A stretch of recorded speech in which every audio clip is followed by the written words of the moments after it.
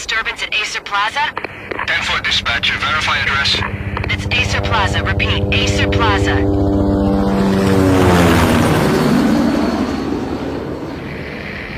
Shots fired on the rooftop. An assault in progress at Acer Plaza. Repeat, an assault in progress.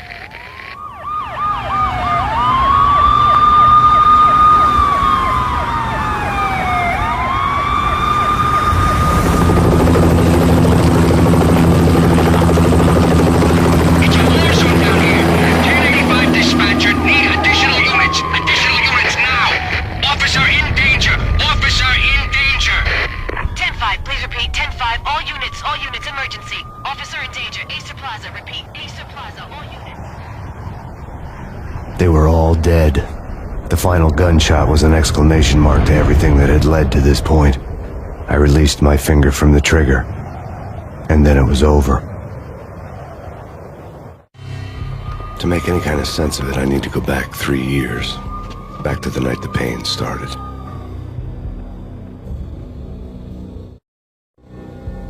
I was still on the force back then. NYPD, Manhattan, Midtown North Precinct, Hell's Kitchen.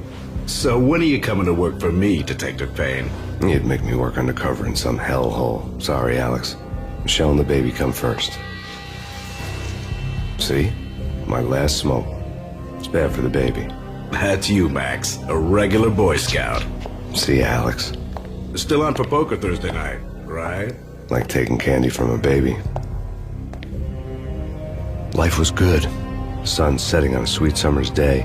Smell of freshly mowed lawns. Sounds of children playing. A house across the river on the Jersey side.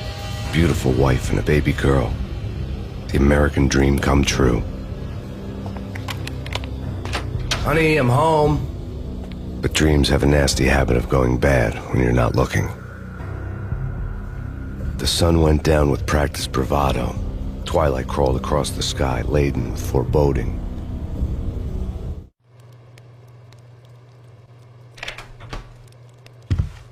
Michelle, honey, anybody home? I didn't like the way the show started. They'd give me the best seat in the house, front row center. What the hell? Something ugly had been tattooed on the wall, a map of things to come. It was a poison syringe, a magic tag full of diabolical meanings.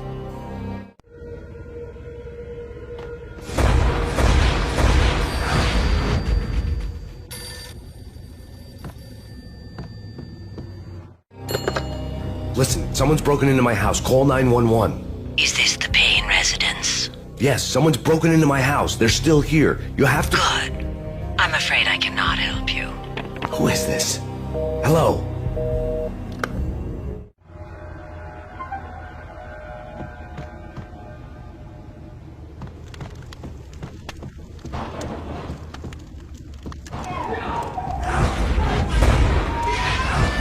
Michelle!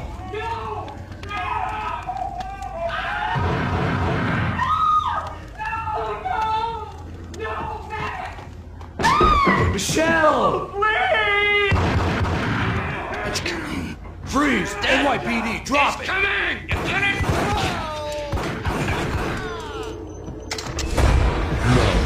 No, please, God, no. The flesh of fallen angels!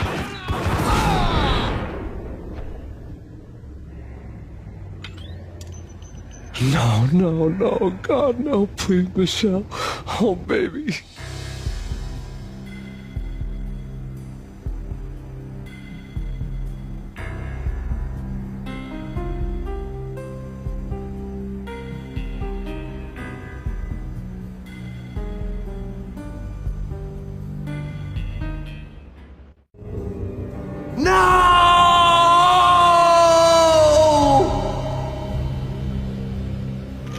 That was 3 years ago. Everything ripped apart in a New York minute. The killer junkies had been high on a previously unknown designer drug, Valkyr, V. After the funeral, I told Alex I'd be transferring to the DEA. It took us 3 long years to get a break in the Valkyr case. Then, finally, 2 months ago, a dime dropper tipped us off that Jack Lupino, a mob boss in the Punchinello crime family, was trafficking. I went undercover, infiltrated the worst mafia family in New York. I came in from the cold and the dark. Outside the city was a cruel monster. I've been slowly working my way from the small time to the big fish, trying to get to the source of the drug. Alex and BB were my only contacts in the DEA, the only ones in this decrepit city who knew I was down here. BB here. Something urgent has come up with Jack Lupino. You need to meet with Alex immediately at the Roscoe Street station. I hadn't had a face-to-face with Alex since I'd gone undercover.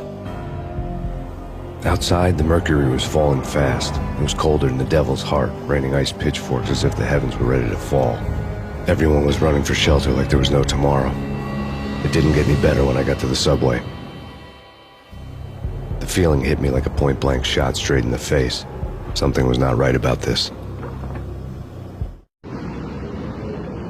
My Beretta stirred nervously under my coat, but the train doors had already shut behind me, and I was in for the ride. Next stop, Roscoe Street Station, and Alex.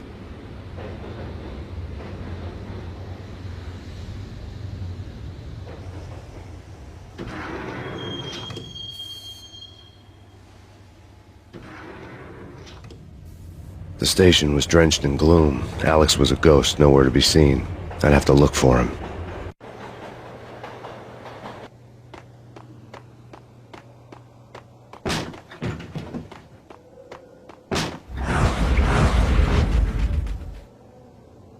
Death was in the air at Roscoe Street. I'd have to find Alex fast.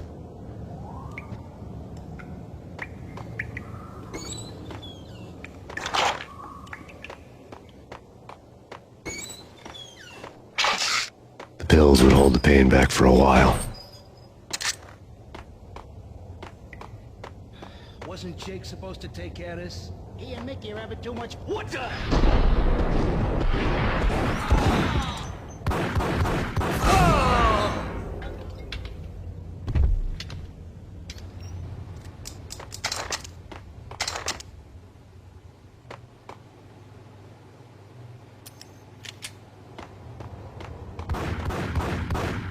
Yeah. What the?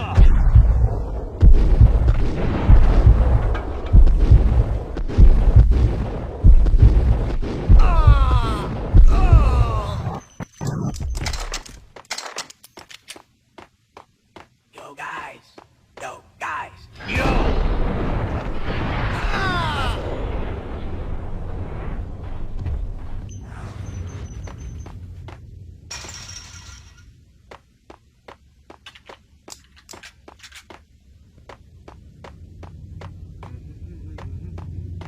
Hey!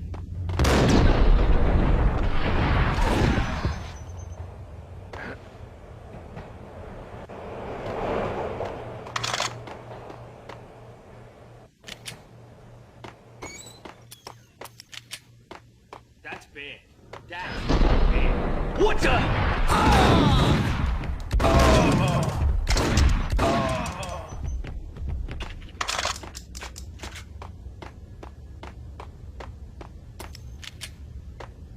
Kiss it goodbye.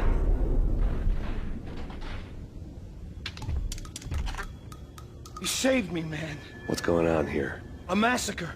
These armed thugs just appear from nowhere. We need to get help. I can make the call from the control room 1 floor up. Can you take me there? Sure, sounds good. Follow me.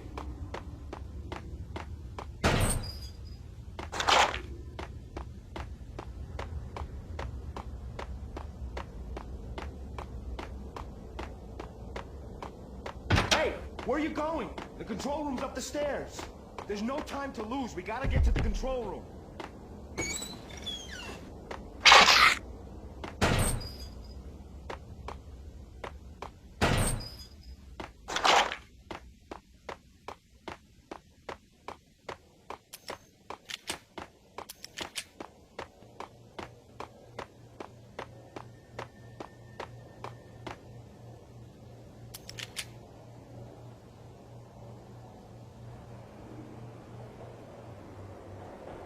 Home free. This way. What the? Out!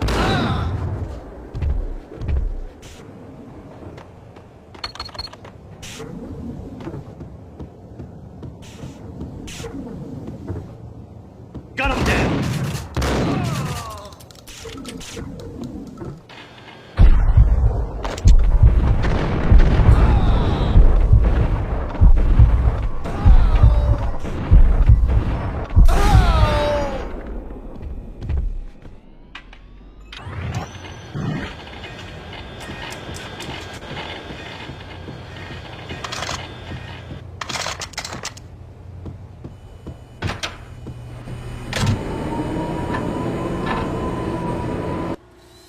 The train lit up like a Christmas tree. The power was back on.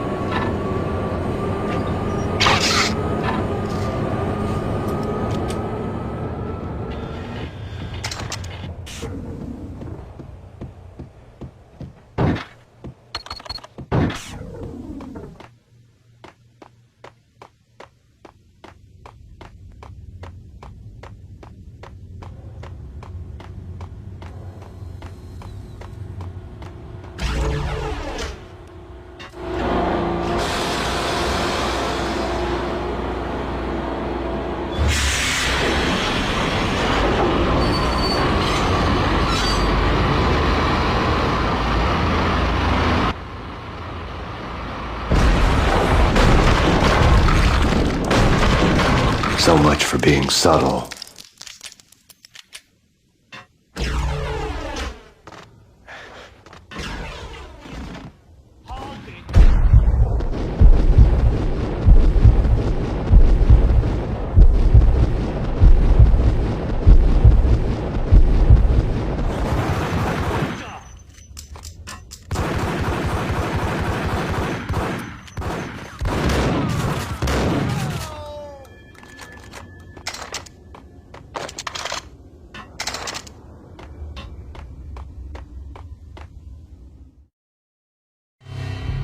The rusty door led to an abandoned part of the station, closed off since the early 40s.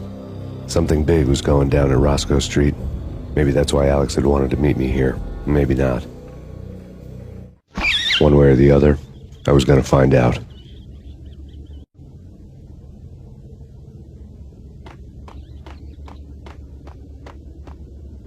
That's big. That's big. What the?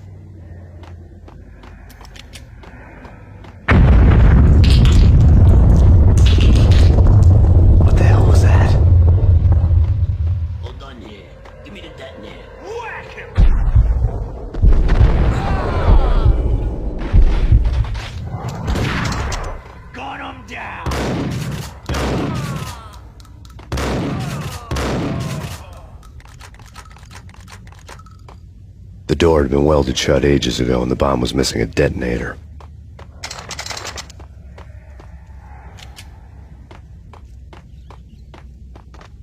Okay, fellas. The police are on their way.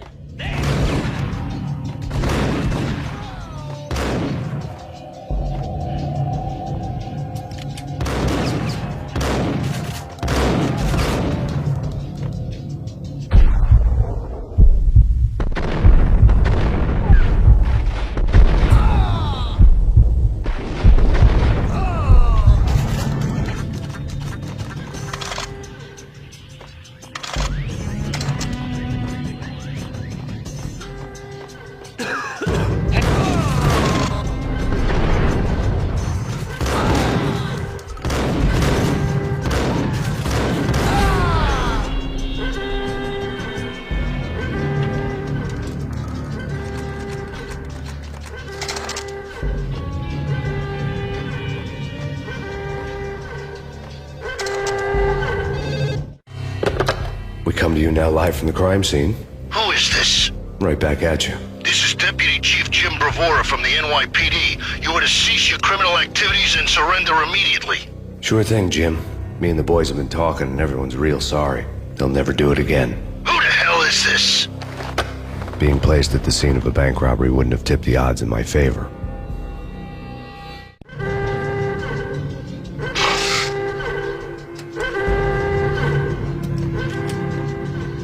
The bank robber's score lay on the table.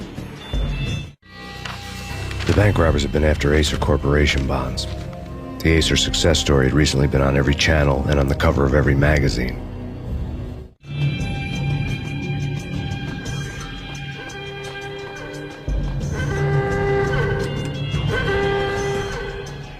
The bank robbers had left their tools on the table. Judging by the detonators, the crooks had bought enough explosives to send Lady Liberty into orbit.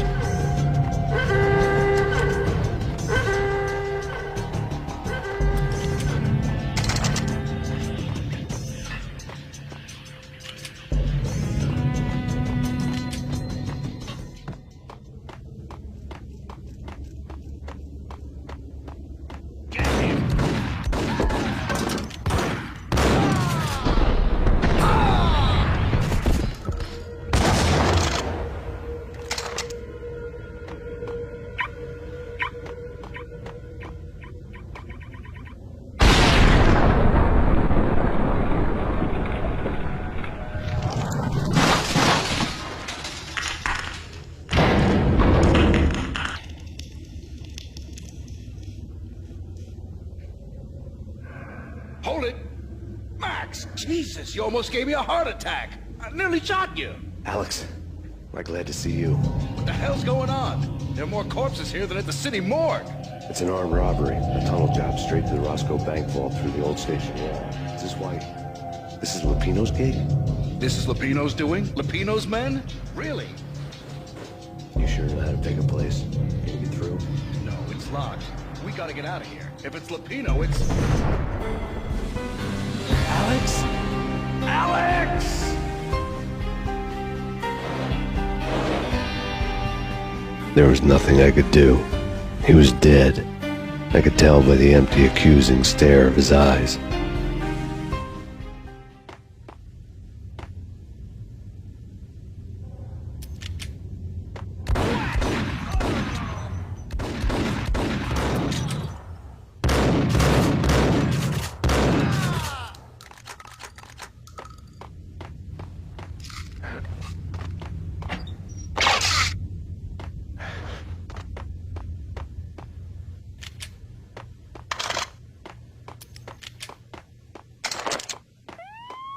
Let's get the hell out of here! Yo!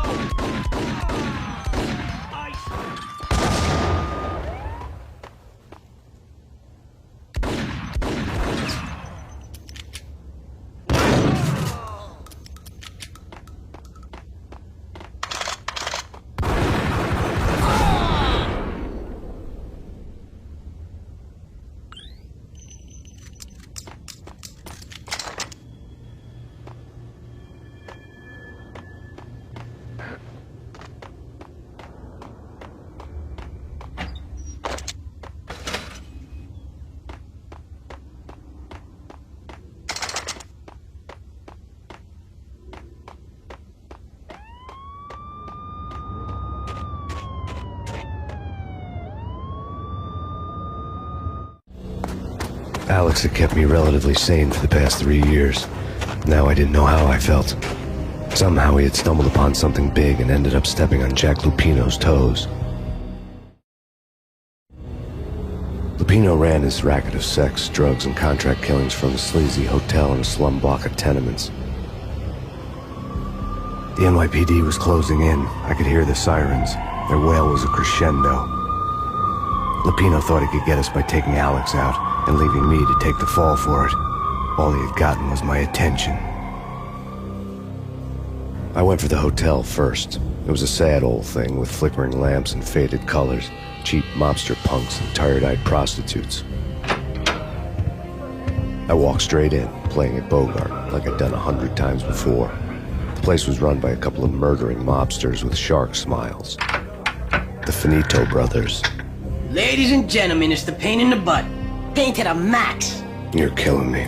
Did you make that up yourselves, or you get some wino downstairs to come up with it? Don't answer that. A rhetorical question. I got something for the boss. Lupino around? That kind of depends on who's asking. A friend or a junk swap plan? Don't answer. It's one of them, how do you put it, rhetorical questions. Lupino ain't here, but he says bye. Lupino wasn't in his cheap hotel. Instead, I ran into the Finito brothers. My cover had been blown, the door slammed shut behind me, and then I was dodging bullets like raindrops. Pain in the butt. Ha ha! Pain to the max. Junk swap thing. Got a ticket to Marble City for it. Eat first and lying down. Friggin' A.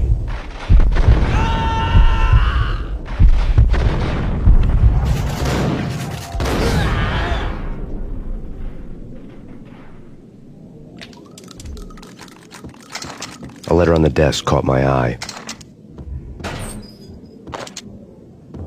Bosses! I had met Lupino only once. The gangster ran all his rackets through his right-hand man, Vinny Gagniti. Gagniti was a high-strung whiner on the verge of breaking apart, like an overamped Energizer bunny.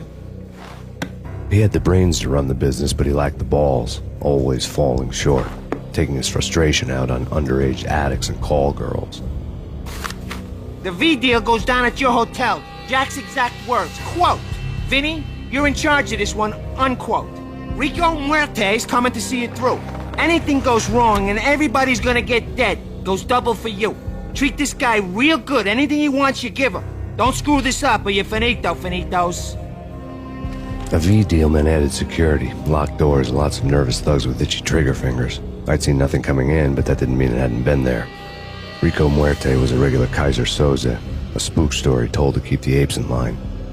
313. The Finitos had scribbled Muerte's room number on the note's margin. Everything all right? Bosses! Joey! Vigilio! You all right in there? They're not answering. Call the others. Tell them to come quick. Okay, but we can't wait for them. We gotta go in now. Bosses! We're coming in!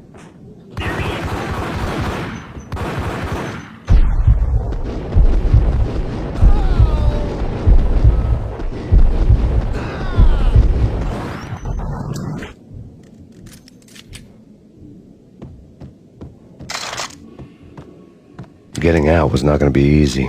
The staircase was locked and the elevator had been busted for a decade or more.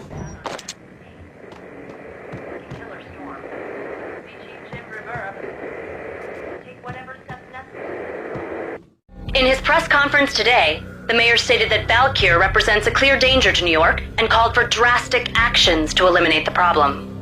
On today's top story, the Valkyr crisis worsens with the murder of DEA Special Agent Alex Balder.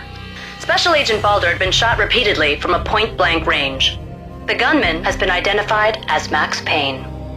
The noose is sure to tighten around this fugitive criminal as more NYPD units join the search to apprehend him. I had just gotten my 15 minutes of fame.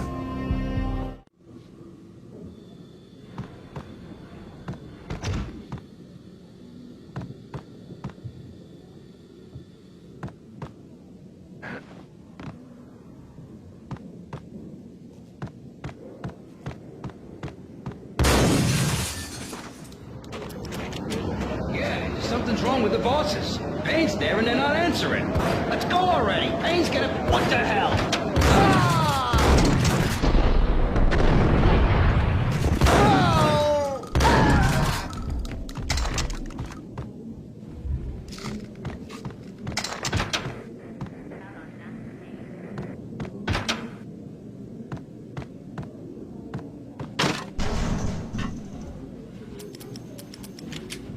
What the hell?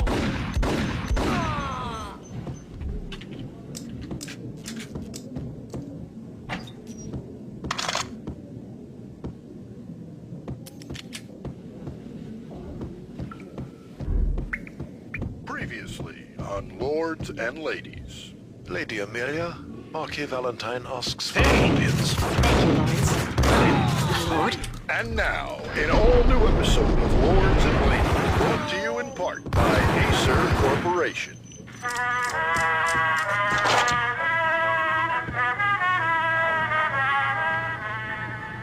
My lady. My lord? My lady, there is a matter of great importance I must bring to your attention. My lord, there is? Indeed, my lady, there is indeed. From the very first moment we met, Upon that distant forest path, there has been sunlight in the autumn leaves blazing like the colors of your hair. Oh, my lord, you should not speak so. But my lady, I must. My lord, no! I forbid you. This cannot be. This must not be. But why, my love, why? My lord, it is too dreadful. Do not force me to speak the words. My lady, I beg of you, I must know. I would rather die than not know. Yes, my lord, we should both be dead, for this shame is too great for the living. My lord, I am your long-lost sister.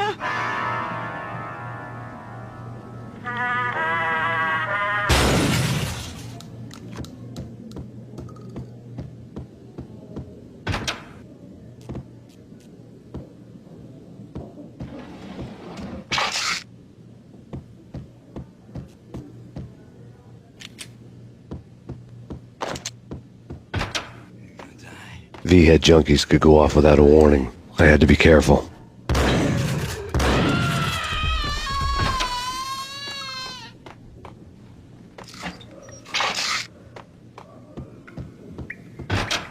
There he is! Got him down!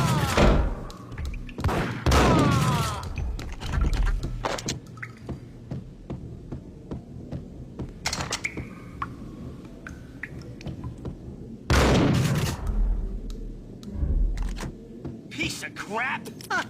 Ooh, careful, it might Ice him!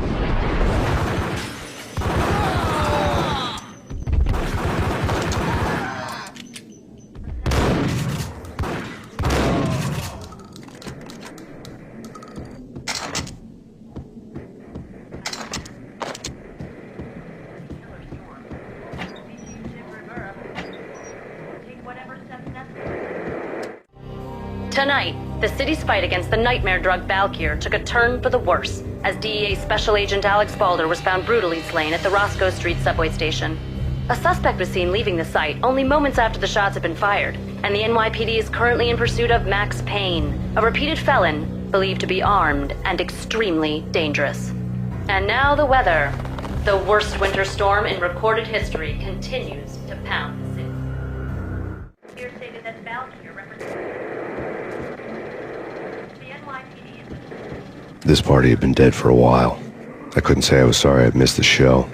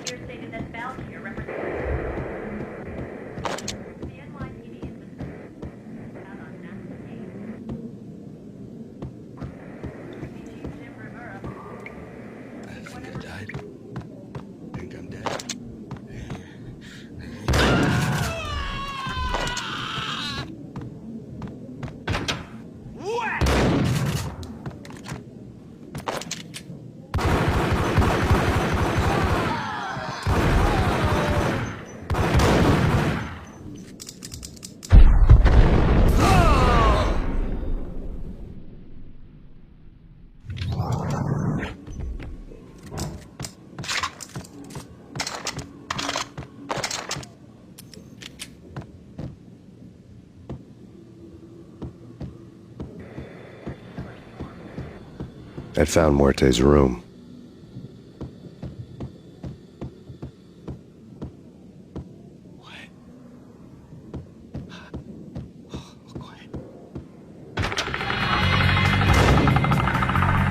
Muerte had received a letter.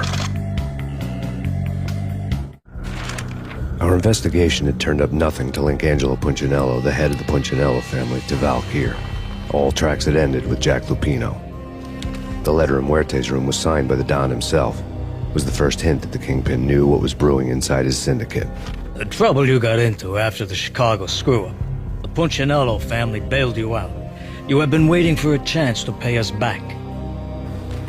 One of our trusted boys has a monkey the size of King Kong on his back. And we need your special skills for backup on a major deal. Collecting evidence had gotten old a few hundred bullets back. I was already so far past the point of no return I couldn't even remember what it looked like when I had passed it.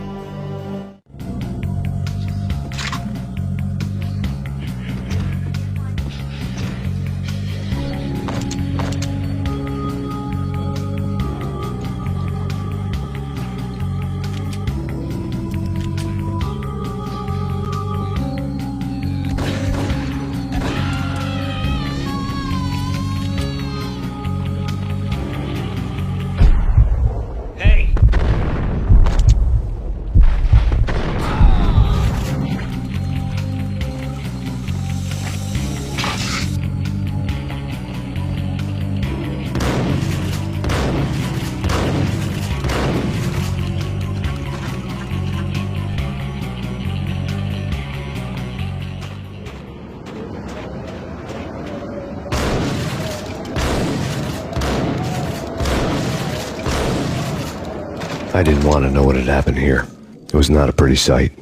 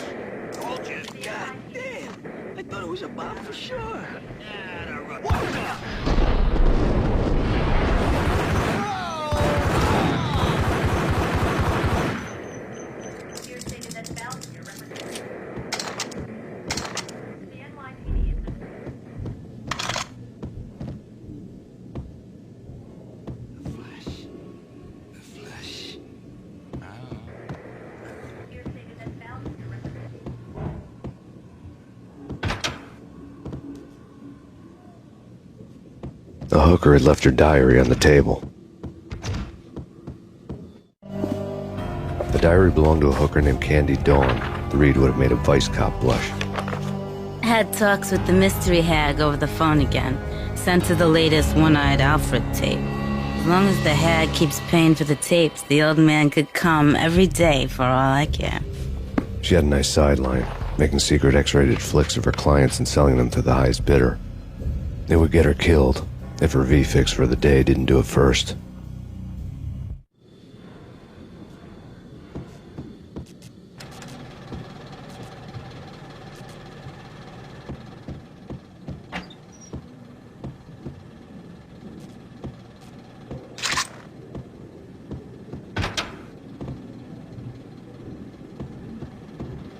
What the hell? Tim, go get him. No, wait, you go get him. You go and get him.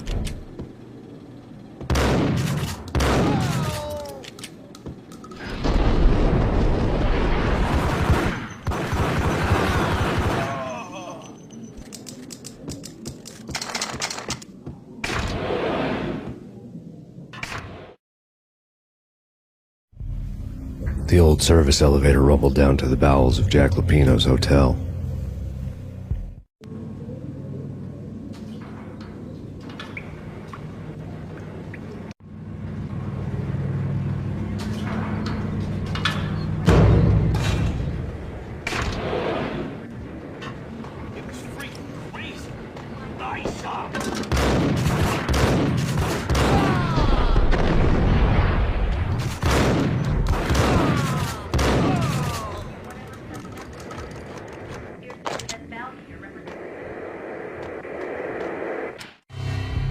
A winter storm warning is in effect in the whole tri-state area, as both freezing rain and heavy snowfall continue. Many roadways are already closed, and people are advised to stay indoors. The severe blizzard has ravaged New York for 3 days now, with no end in sight. We'd been snowed from the start in the Valkyr case. The forecast said there was plenty more where that had come from. But the snowbound city was on my side. Less chance of innocent bystanders getting caught in the crossfire.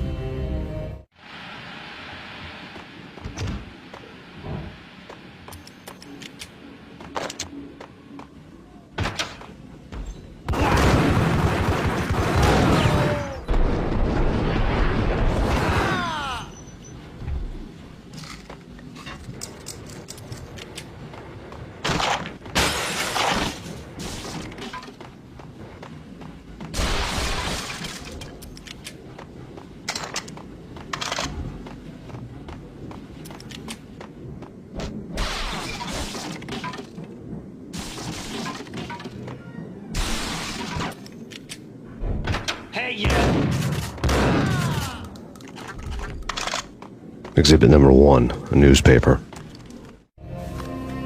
A dead man tied to a chair lay on the boiler room floor. Captain Baseball Bat Boy has an unbeatable track record in superhero death matches. But a 6-pack of root beer gets me every time. The murder weapon was a baseball bat, now lying in a pool of drying blood next to a newspaper folded open on a Captain Baseball Bat Boy comic strip.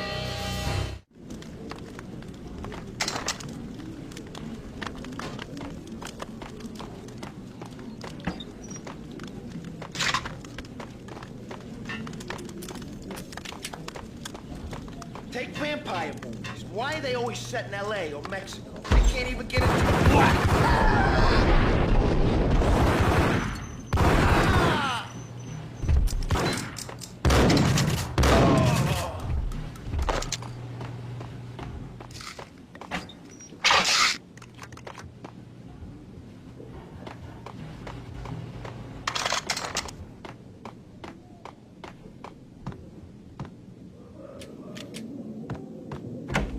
Shit with the guns.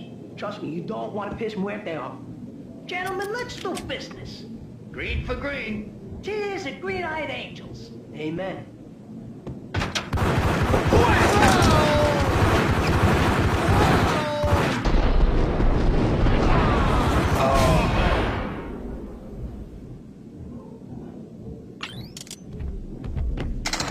A lifetime ago, this would have gone down as a narcotics arrest.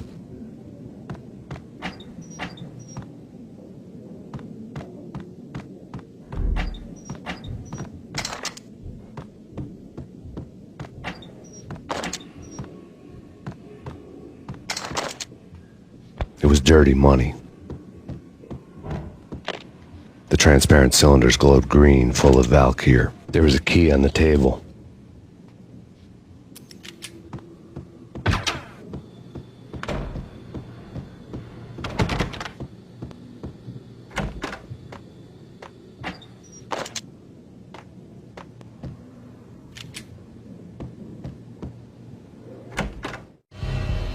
Two mad dog killers, ready to murder each other.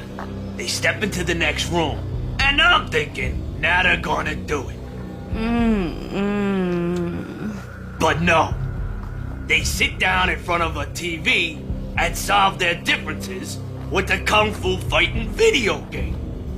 I tell you, Candy, I was so depressed, I strangled them both with the video game cables. Oh, Rico, you're so bad. I am, ain't I? Rico Muerte, big-time hustler. Who the hell? It's that cop. Muerte went for his gun.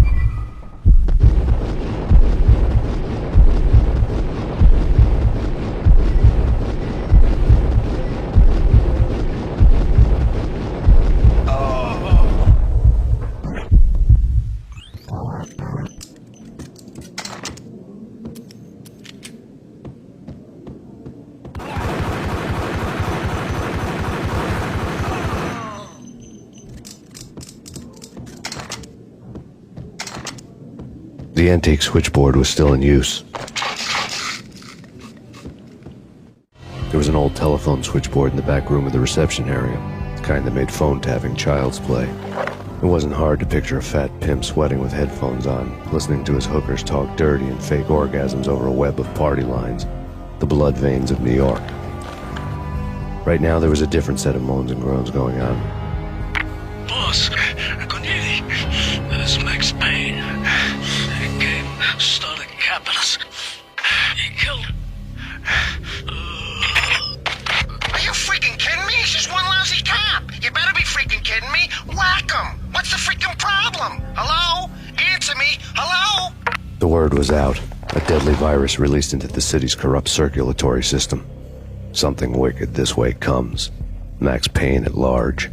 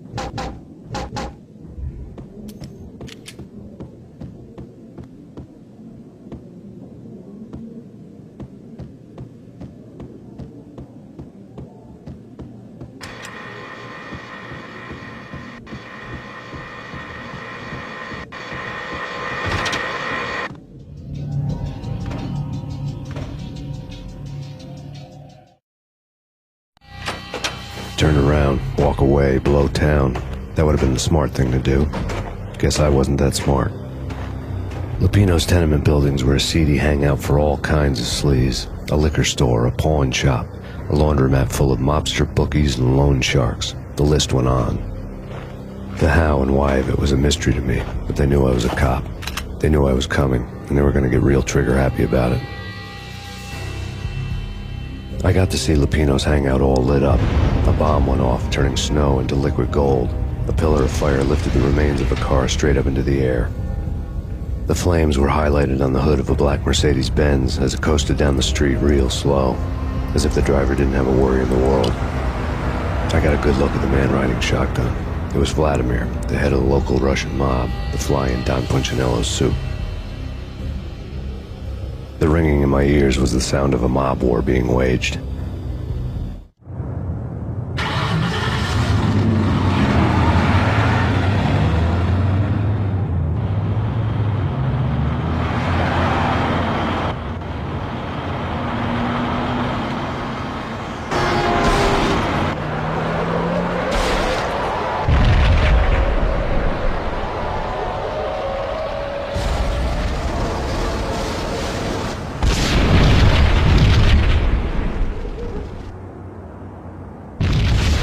Another bomb exploded inside the closest slum building.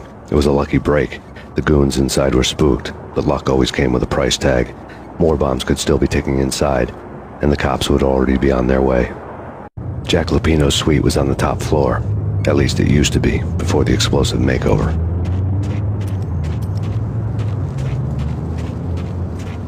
I don't know, man. I don't know about this. Quit worrying, man. Think of it as Christmas. Yo!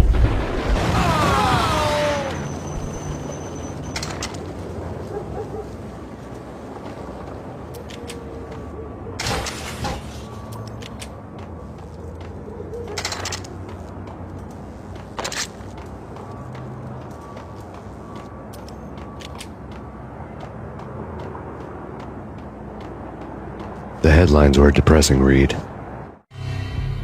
The headlines were screaming bloody murder. The storm was a screaming duet with the approaching prowl car sirens. It was all a scream when you were down for the count and wanted for murder.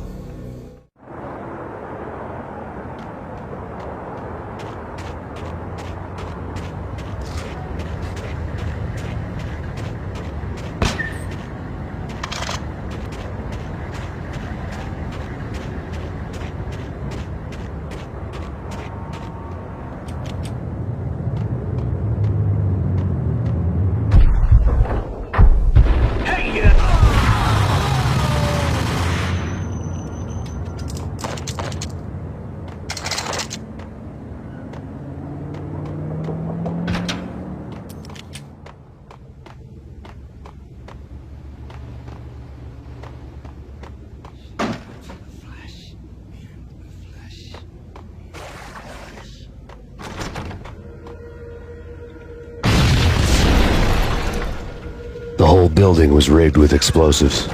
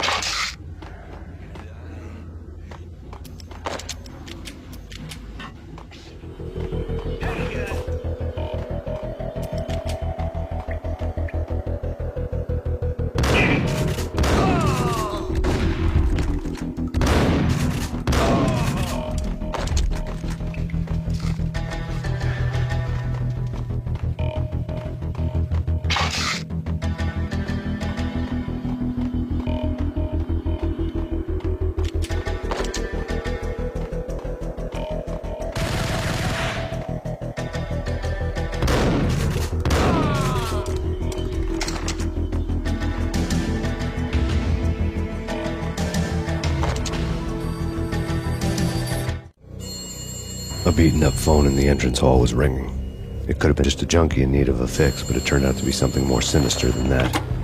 Am I speaking to Mr. Payne? Who wants to know? My name is Alfred Woden. You must Hurry. The police are on their way. Tell me something I don't know. They know you're there. How? And what's it to you? I will contact you again. The cops arrived, sirens singing in the off-key harmony of a manic-depressive choir. I had a few minutes while the SWAT team would go through the usual routine.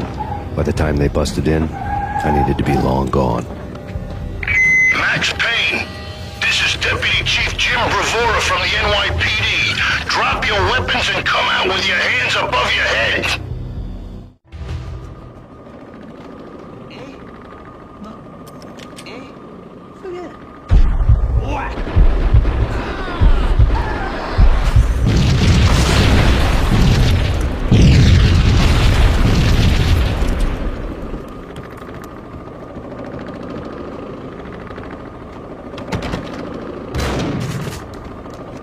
Someone had left a letter on the counter. Suddenly it all made sense. The bombs, the Russian mob boss making an appearance in person. Gagniti was his usual self, all talk and no walk.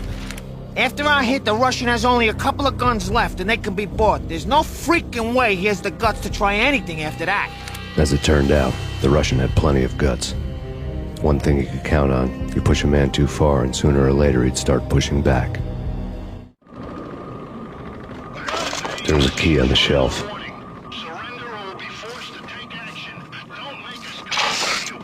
where I can see.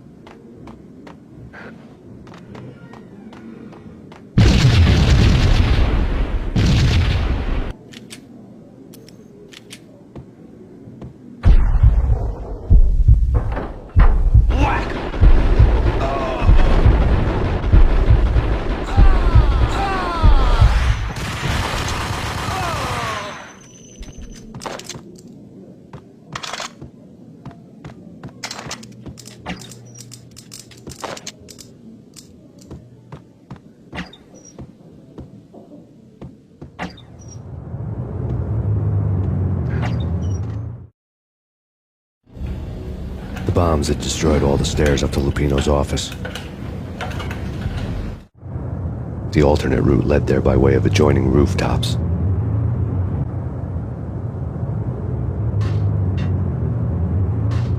It's never been this cold. Never ever. It's like the sky's falling. Yes, sir. It's the end of the world as we know it. And I don't feel fine. I don't feel anything. Not a thing. I'm freezing my butt off.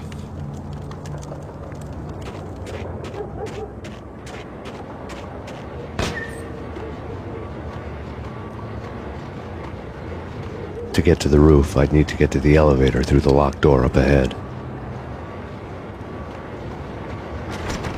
Pizza delivery. Never seen you before. Buzz off, Joker.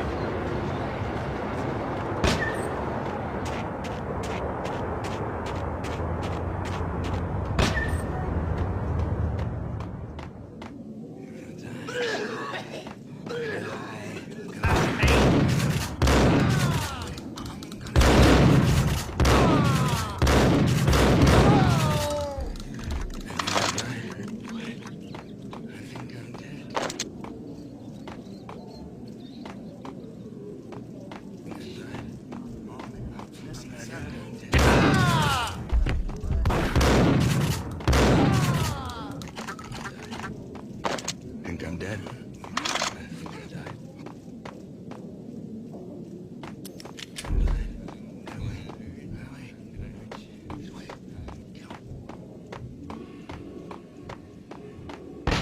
No, don't shoot. You know the clowns at the laundry? Me? No. You're no good to me then. What? No, the laundry, yeah. I know him, yeah. Get me in there. Okay.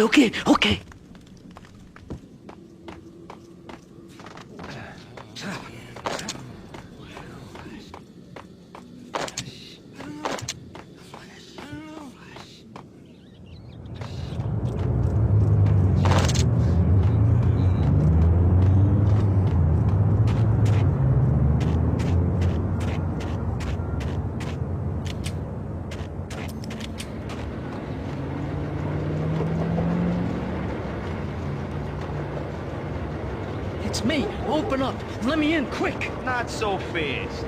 The password. John Woo. Come on. Okay, John Woo. All right. Come right in. It's a trap! There he is.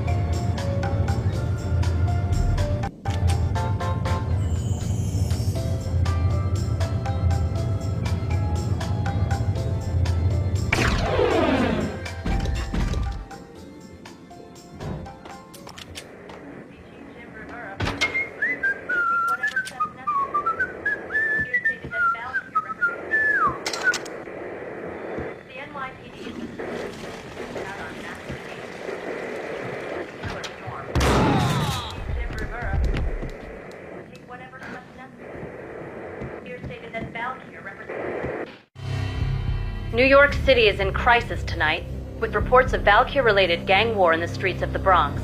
Apparently, Max Payne, wanted for questioning in connection with the slaying of a DEA special agent earlier tonight, is waging a one-man war against his former partners in crime.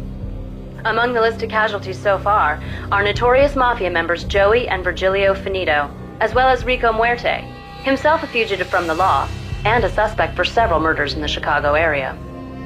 The NYPD has been placed on full alert. A citywide APB has been put out on Max Payne. Deputy Chief Jim Bravura has promised to take whatever steps necessary to bring him to justice. What those steps may be remains to be seen. For NYCNN TV News, this is Kira Silver.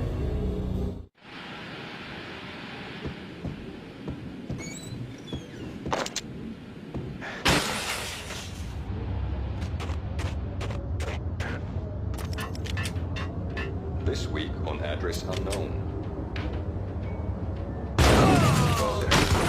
It's the last place I've been. That's where I was like anyway. Only, it's not me talking to the pink flamingo, but someone who looks the part down to the finest detail, except that he's evil. I'm hiding in the shadows, watching it all unfold. The flamingo speaks. You can speak here. It says, "Mirrors are more fun than television." That's, mirrors are more fun than television. Somehow I know this, just don't ask me how. And I, not me, but my double, nods and smirks at this like it was the funniest thing in the world. And then something goes wrong, and suddenly they know I'm there, hiding behind them, and they both turn to look at me with cold eyes. And the flamingo speaks again.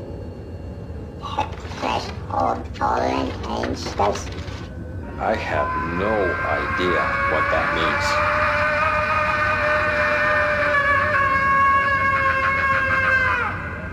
And that's when I always wake up to my own scream, in that brightly lit white hospital room, strapped to my bed.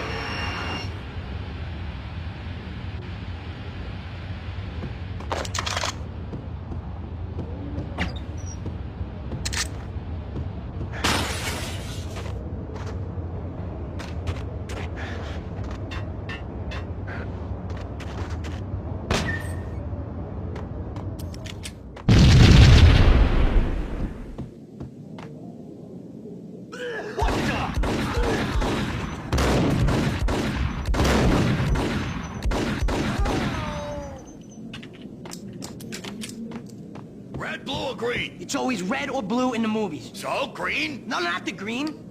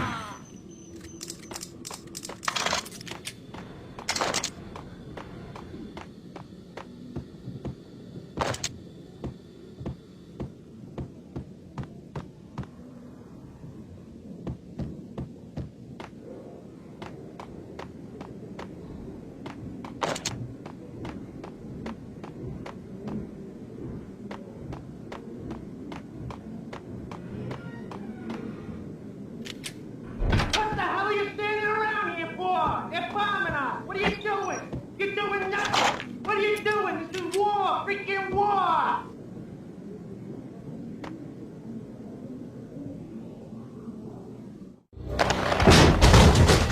Vinny got needy. Just the man I've been killing to see. Payne? Freaking fed! I knew from day one there was something screwy about you. What do you think you're doing? You're a freaking cop. You ain't got squad on us. You can't just come in here waving your piece like it meant something. Yeah!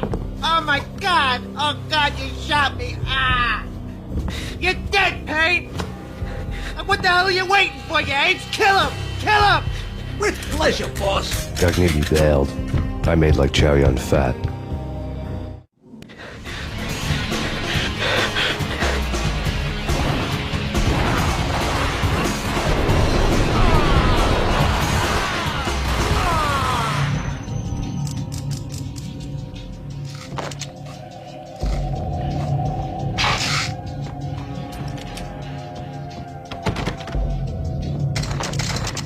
A crumpled letter lay on Gagnetti's desk.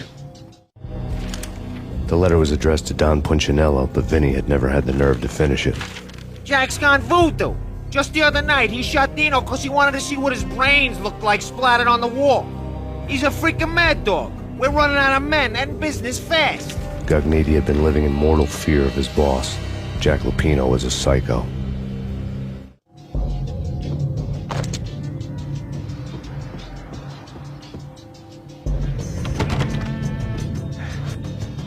Vinny Gagnetti was running scared. He could run, but with a bullet in the stomach like a broken bottle of Tabasco, he was quickly running out of time. He knew where his boss was, and I wanted to square things up with Jack Lupino. Gagnetti would be moving fast. I don't know about angels, but it's fear that gives men wings.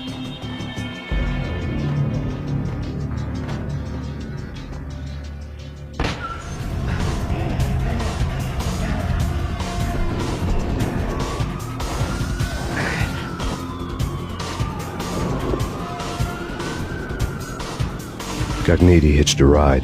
To catch him, I'd have to follow his lead.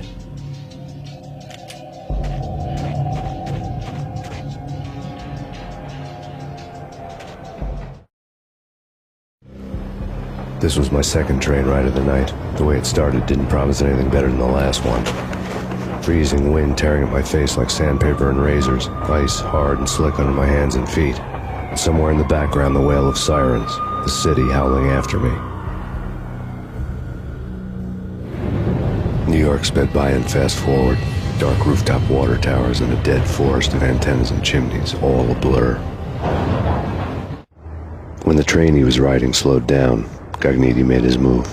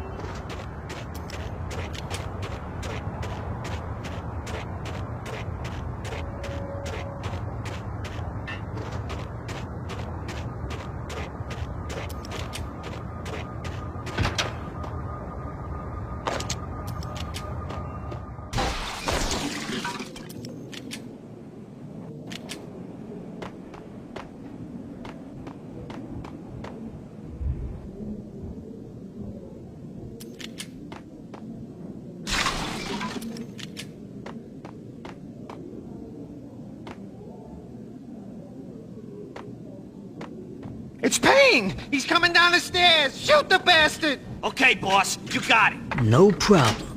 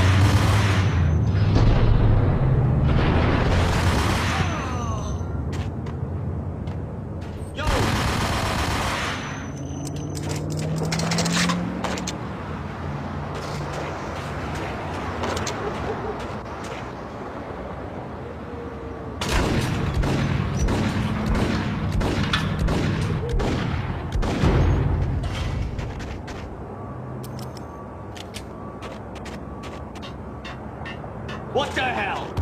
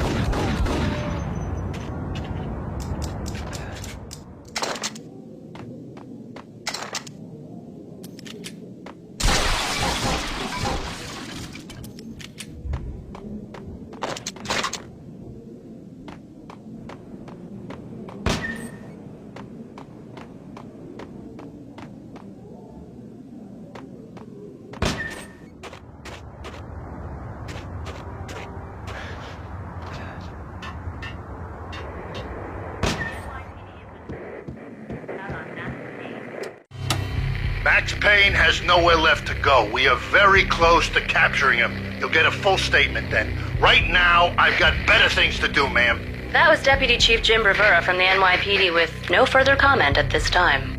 Apart from his suspicious food habits, I figured Bravura to be one of the good guys. Fate had just dropped us on different sides in this. But when it came to capturing me, he was way out of his league. I had already ditched the cops a couple of rooftops back. For now.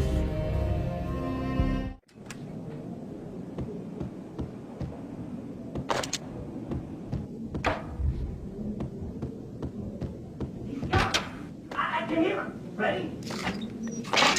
Pointing at the door. Okay, this is it. Any moment now, Payne's gonna bust through that door with murder in his eye. It's either him or us. I, for one, am gonna pump the SOV so full of lead, they'll need a forklift to carry the coffin to the grave.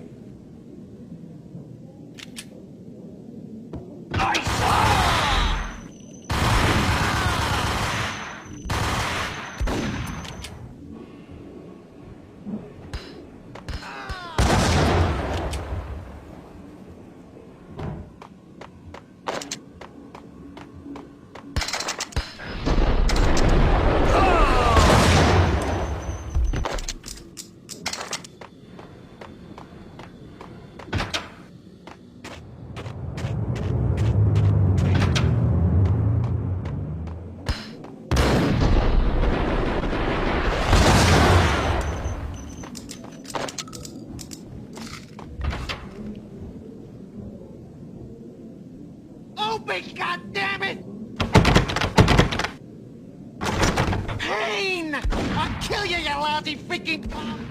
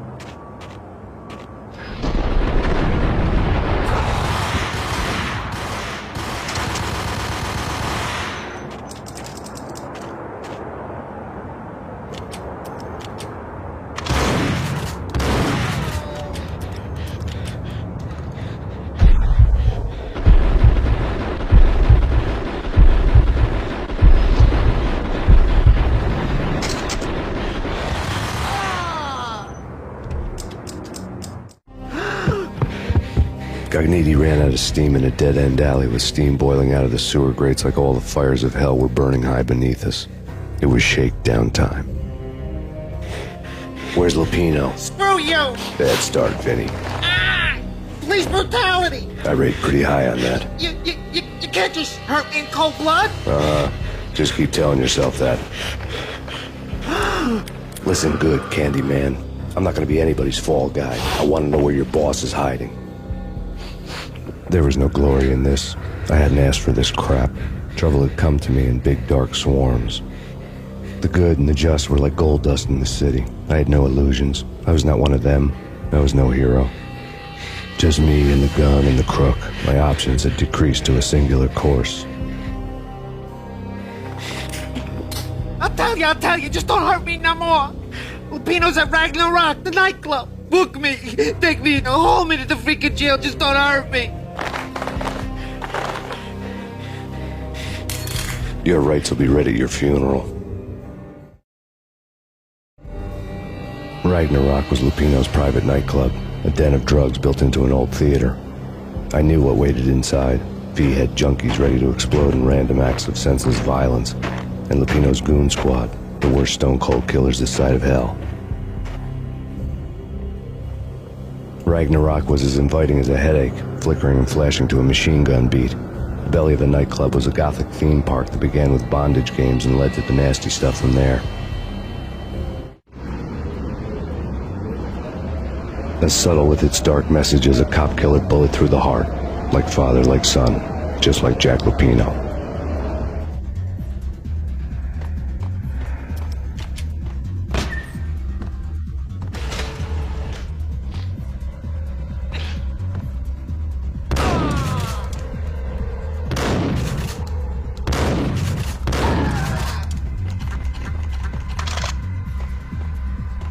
The book had never been a bestseller.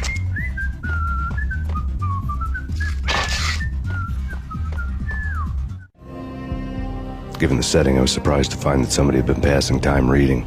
The paperback was entitled, The Age of Murder and Storm.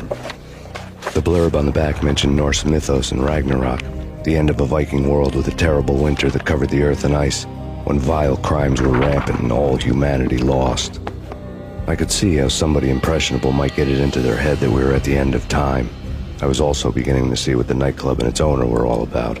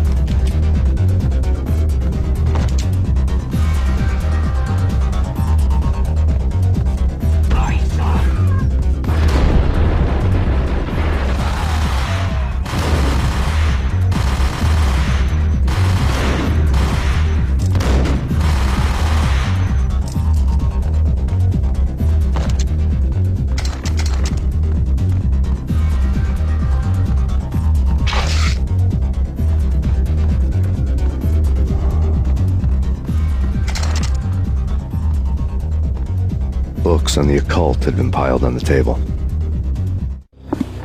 The room was stacked with light reading, such as Necronomicon, Witchcraft, and Paradise Lost. Old exotic titles like Malleus Maleficarum and De Umbrarum Reini Novum Portus. Books with pentagrams on their covers, all dealing with the occult and the infernal, lying between stacks of horror videos and a couple of Ouija boards. The only thing I could take seriously was the thought of Lupino taking it seriously. He had been spending a lot of time getting intimate with the guy downstairs.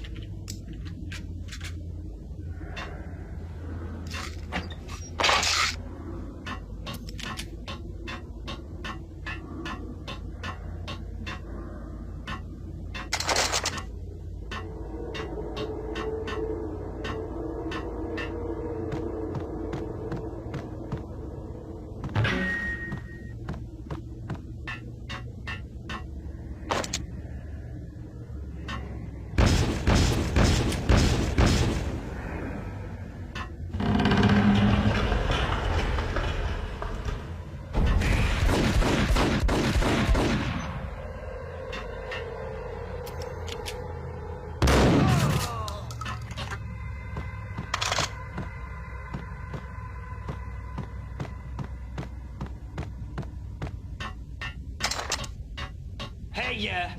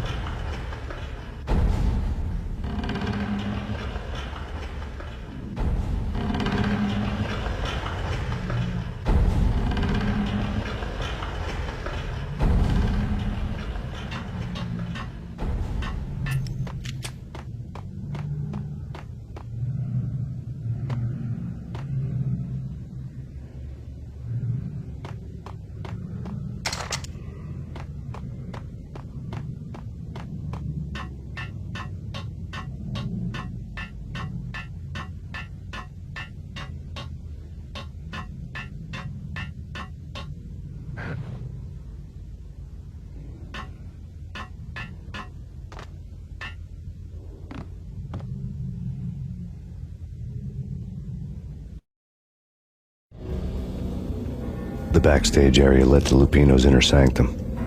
The hot air inside was like an invisible wall, thick with incense and something else, a sickly sweet smell that made you gag. This was the rotten core of the Big Apple. Lupino lurked somewhere ahead, like a spider at the center of his web, waiting. The vapors in the air started to make my head swim. Torn pieces of a letter lay scattered on the sofa. Punchinello had threatened Lupino in writing.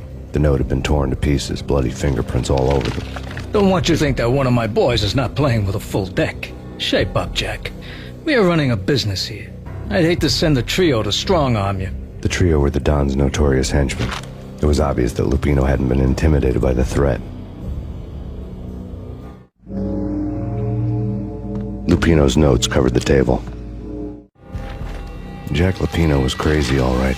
The table was scattered with notes of demented arcane nonsense written in rusty blood, a mishmash list of demons, devils, and dark gods evoked.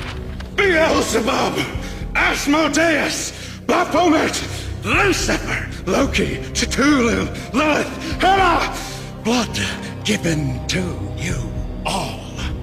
He was after that old Faustian deal, your soul for power and fortune. Just sign on the dotted line with your blood. Lupino's notebook lay on the pedestal. Jack Lupino was crazy, all right. Mythic wolves, let loose to devour the sun and the moon. Lupino is the wolf. I'm Mr. Beast, the big bad Fenris wolf. I'm the end of the world man, wearing the flesh of fallen angels. After Y2K, the end of the world had become a cliché. But who was I to talk? A brooding underdog avenger alone against an empire of evil, out to right a grave injustice. Everything was subjective. There were only personal apocalypses. Nothing is a cliché when it's happening to you. The flesh of fallen angels! Come to me all! Astaroth, Beelzebub, Asmodeus, Baphomet, Lucifer, Loki, Satan, Cthulhu, Lilith, Hela! Blood to you all! Secret. Reality. I've seen it. The corruption of flesh. Oh! I'm the wolf, yeah! I am the wolf! It's close. It's coming. You have come. A witness to the end of time. It's now! I will rise to her side! I don't need the words! I'm beyond the words!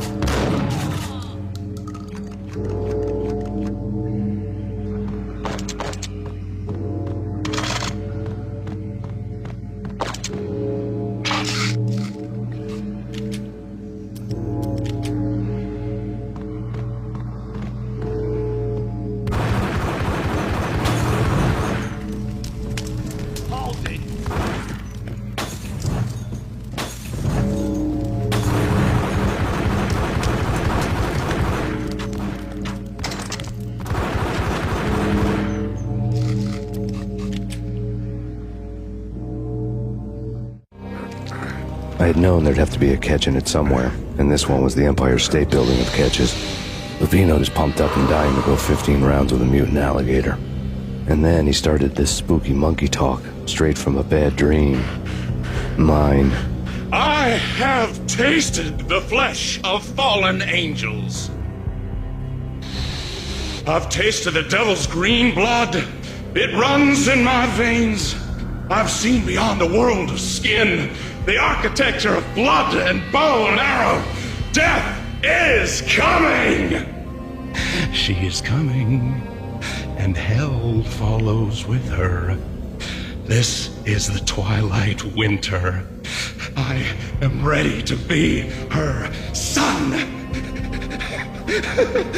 Her time is now, and all who stand in her way must die!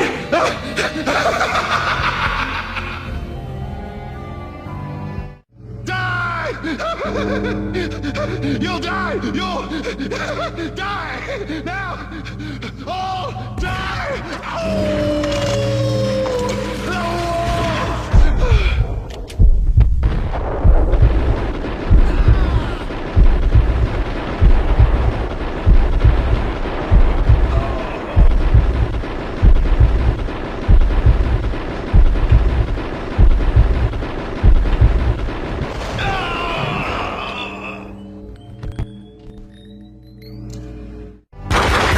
Lupino finally went down.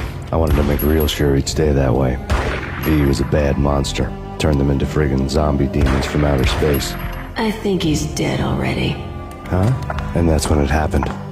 But dead or not, you've got the wrong guy.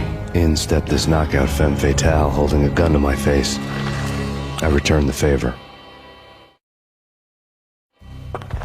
Lisa Punchinello. Lisa Punchinello was the Don's wife. Mona Sachs. Lisa's evil twin. Your safety's off, evil twin.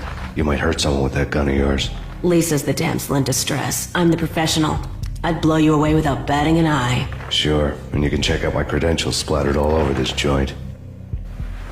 Jack couldn't have framed you. Not the state he was in. We're after the same slime bag. Angelo Punchinello's the one who murdered your friend and framed you with it. You know this for a fact. I've got my sources. I don't have a clue these days. I just shoot them as they come. Who put a contract on the archfiend? This one's mine. I hate the guts of that sadistic wife-beater. Why not pool our bullets for this one? I thought you'd never ask. My finger was starting to twitch. How do you like your whiskey? I'm easy, as long as you don't try to slip me a Mickey. You're a real angel, Max. It was good stuff. Tasted sweet as honey going down. Nothing personal. Can't risk you going berserk and getting Lisa killed.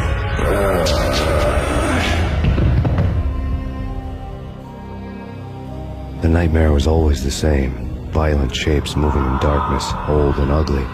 The killer's mad laughter was a riddle filled with wicked innuendo.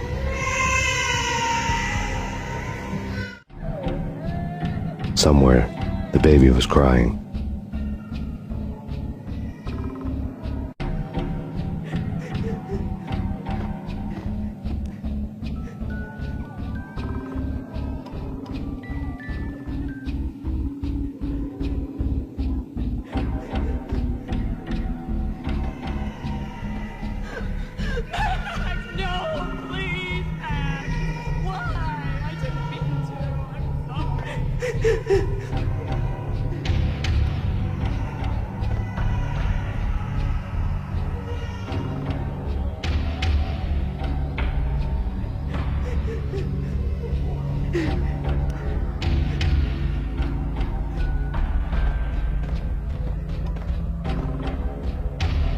Should've known it when we found you snoring next to Lupino's corpse.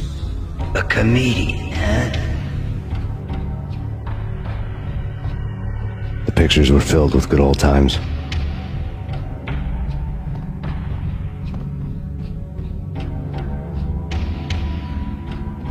Michelle looked at me from the photo.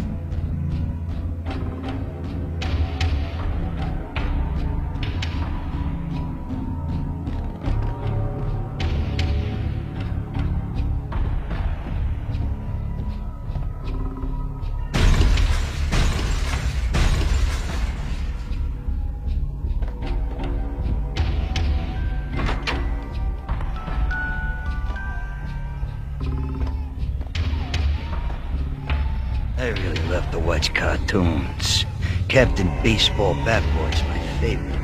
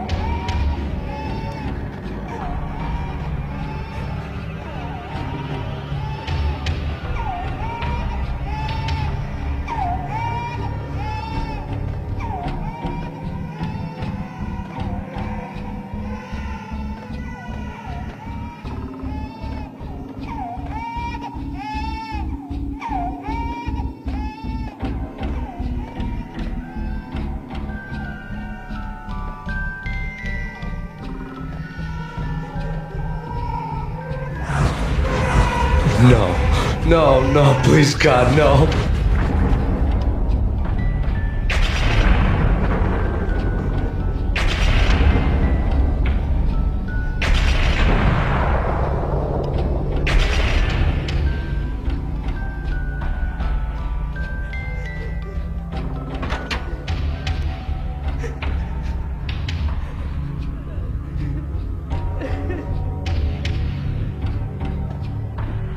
Slice them, dice them, shoot them full of holes, blow them to bits, vaporize them, disintegrate them. No matter what you do, they'll still be back good as new.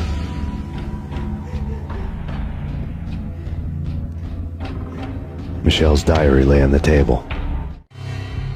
Michelle was working part-time in the district attorney's office. Her diary was open on today's entry, her handwriting all pretty curves. An army dossier found its way to my desk yesterday. Valhalla? Isn't that a Norse myth? Something about Vikings? I tried to tell Max about it, but he was busy, that cute frown on his brow. Guess it's nothing, just a mix-up at the courier service. From now on, I would always find time for her. It was a hollow promise. Too little, too late.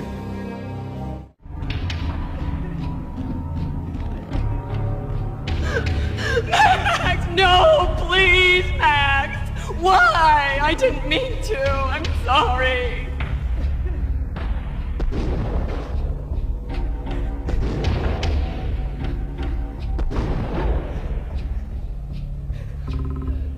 Murderer! You killed her!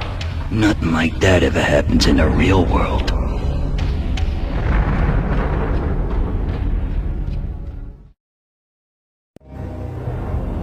I woke up in a bad dream.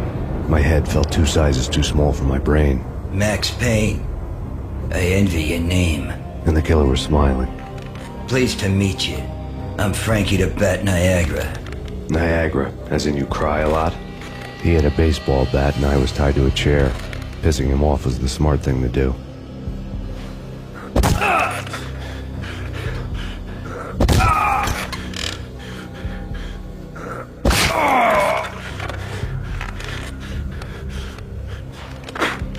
Nothing wrong with a little laugh now and then. Take me, for example. I love to watch cartoons. Cartoon violence is a fascinating thing. Let's take a break. I need to take a leak and maybe grab a cold one at the bar. Don't worry. I'll be back to finish this off. And then, it's checkout time. You play, you pay, you bastard. He swaggered out, and the door clanged shut behind him, locks clicking into place. Everyone makes mistakes.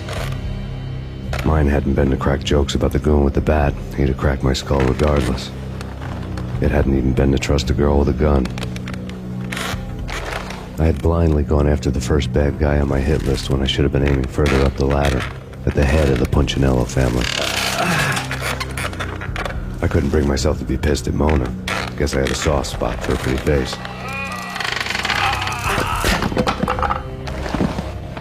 But when somebody decides to play baseball with your head, you tend to get sore. They had dragged me back to the basement of Lupino's hotel.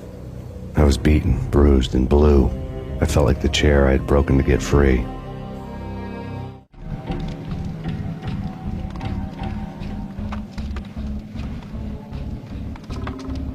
All I had was Niagara's bat, sticky with my own blood.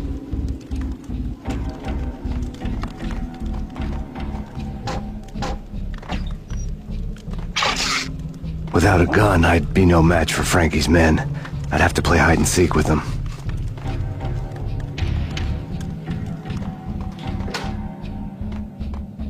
It's Frankie's turf. We'll take... What the?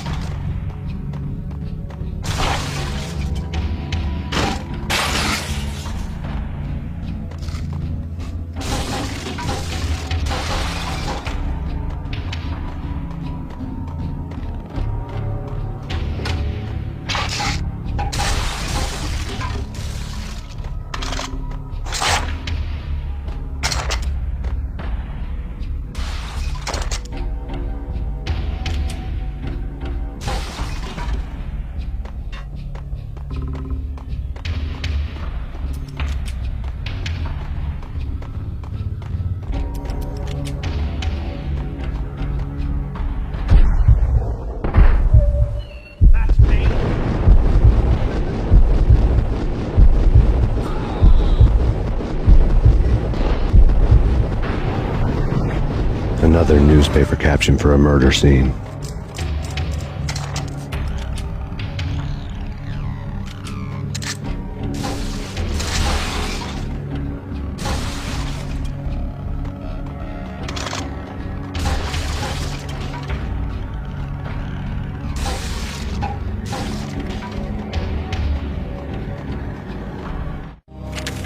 Frankie had left his calling card, a Captain Baseball Bat Boy strip, next to a sewer passage filled with bodies. You'd better not mess with Captain Baseball Bat Boy.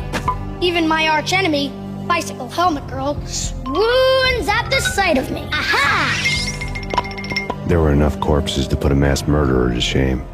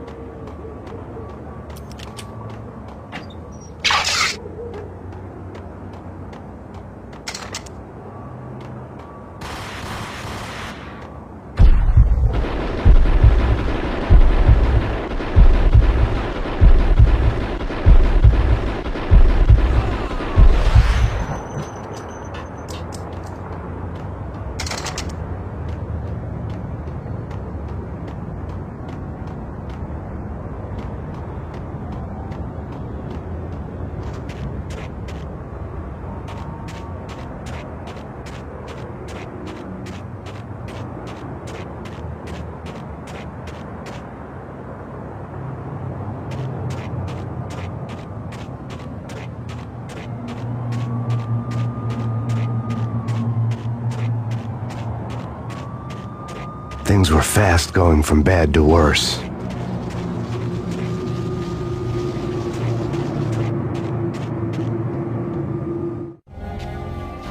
The men in blue had come and gone. They had decorated the place with chalk outlines and tied it together with yellow tape. The cops who had stayed behind were dead. Frankie, his boys, and I had the place all for ourselves.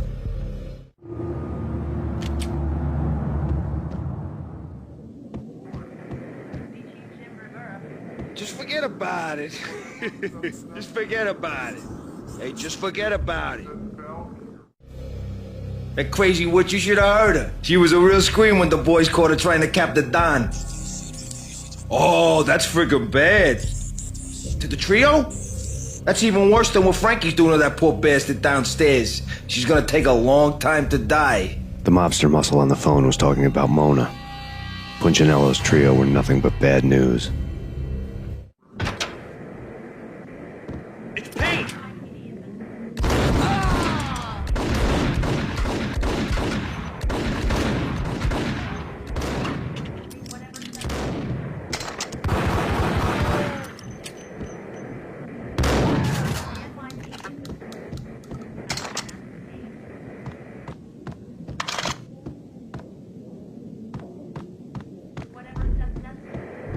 More evidence that Punchinello didn't like me much.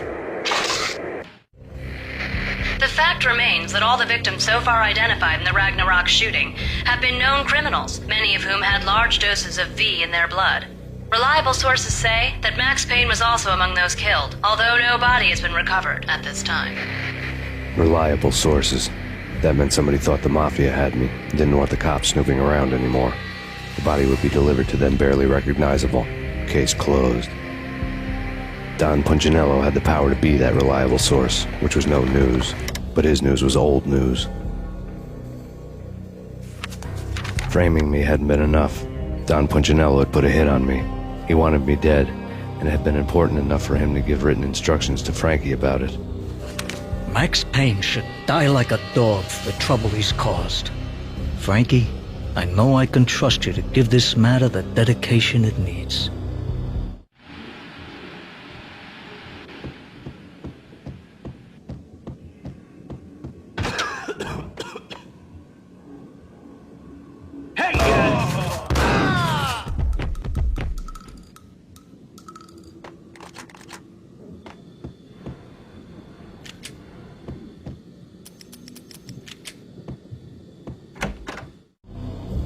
The hotel bar was fast developing quite a history. True to his words, Frankie was there, having a beer. Jesus Christ. How the hell did you get loose? Got bored waiting. Thought, what the hell, we could just as well finish this here.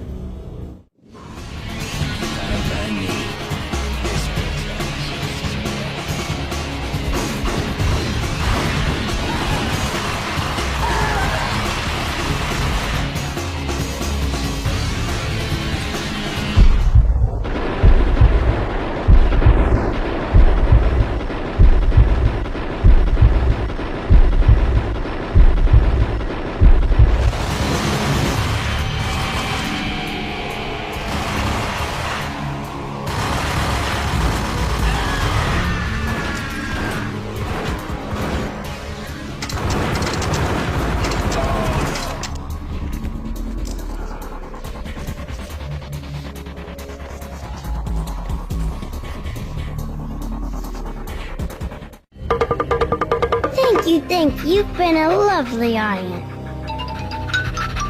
Had enough? I don't play with girls anyway. Unfair!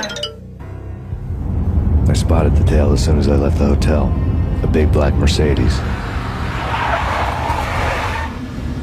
I'd seen the car before. That time it had heralded impressive explosions. Vladimir was back. Bang! You're dead, Max Payne. I might have laughed if I remembered how. What's this supposed to be? Cops and robbers? Look, you want something with me? Get in line. Peace, man. Relax.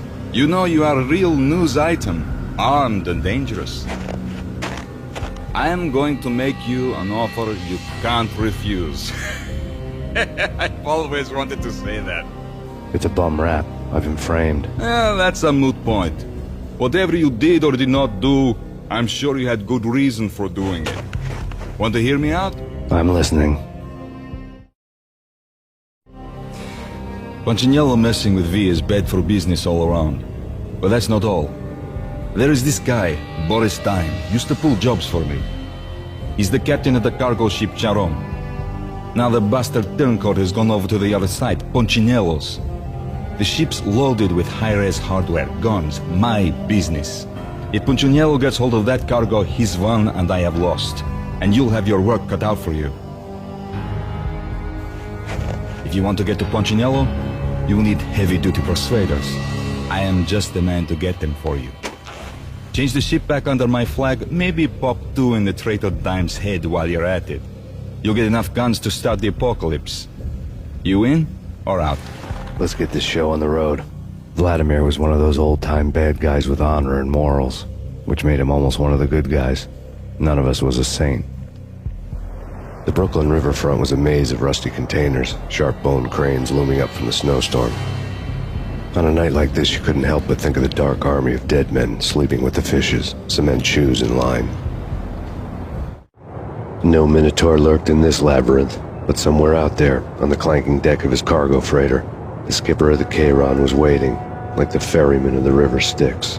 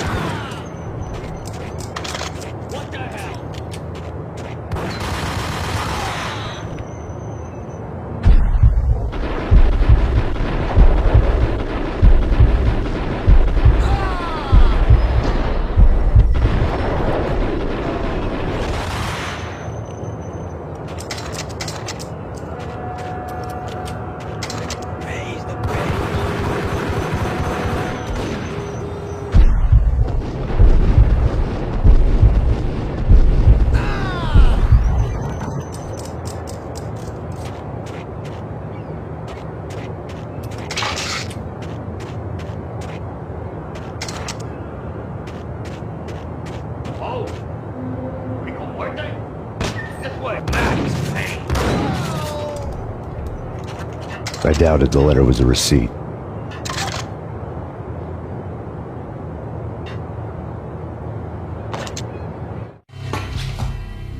Rico Muerte had come to town to do more than just sort out family troubles. Exhibits number 1, 2, and 3. A briefcase of money, a sniper rifle, and an envelope with one word neatly printed on a folded piece of expensive paper. Mayor. It didn't sound like a mafia contract at all. It was too cold and too to the point.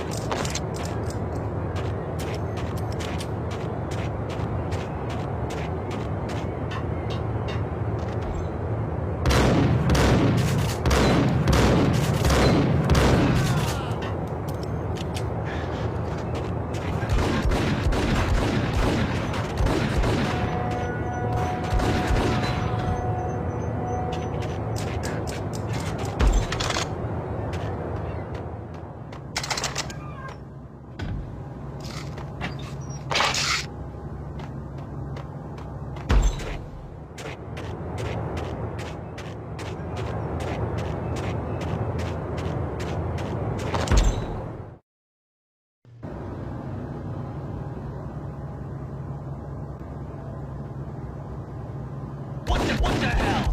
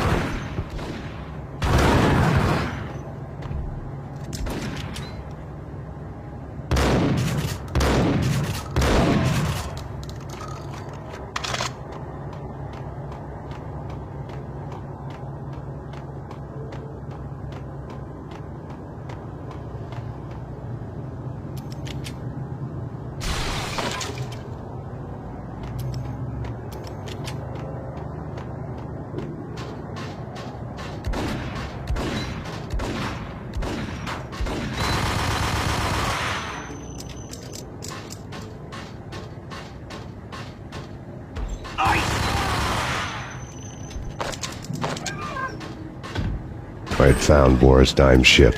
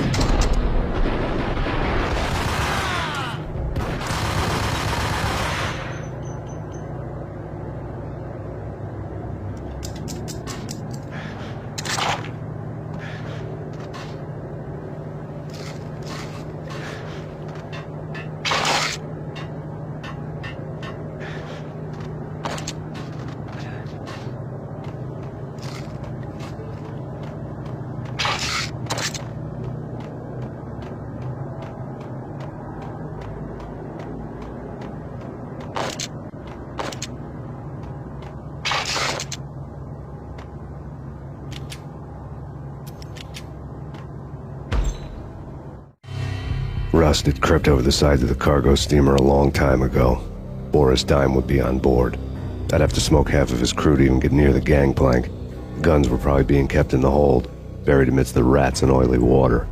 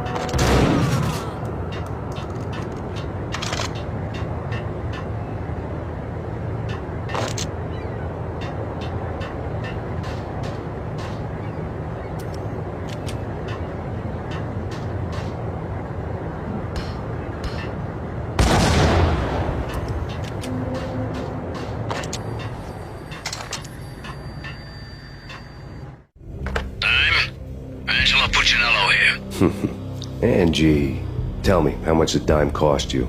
I bet it was more than his name. Max Payne. Right the first time. You're dead, punk. You sure you're not confusing me with Boris here? But you are right, of course. Pretty soon we should get together and have a talk. You son of a... Pissing Punchinello off was a dangerous game, but when people get mad, they make mistakes. I should know. That's where I wanted Punchinello, mad enough to trip over his own feet, preferably into a grave.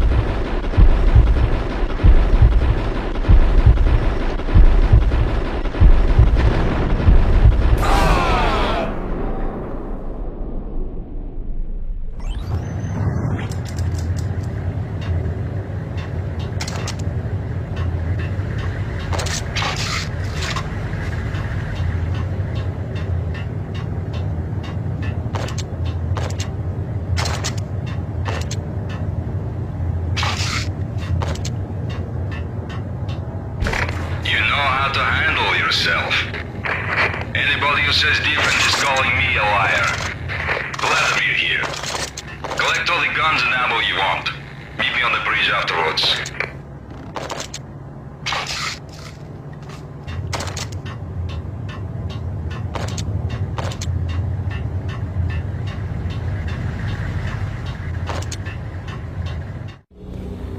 Did you get everything you need? Check. I owe you. Anything you need. This is my solo. When I'm through, Punchinello won't be anybody's problem anymore. Clear as vodka. But anytime you get between a rock and a hard place, just whistle. This could be the beginning of a beautiful friendship. You really get a bang out of this big-time gangster act, don't you? Even with all this firepower, I figured I couldn't get to Punchinello at his manor. I could only hope that he wouldn't pass a chance to hear me beg to see he's won. This is Max Payne. I want to cut a deal.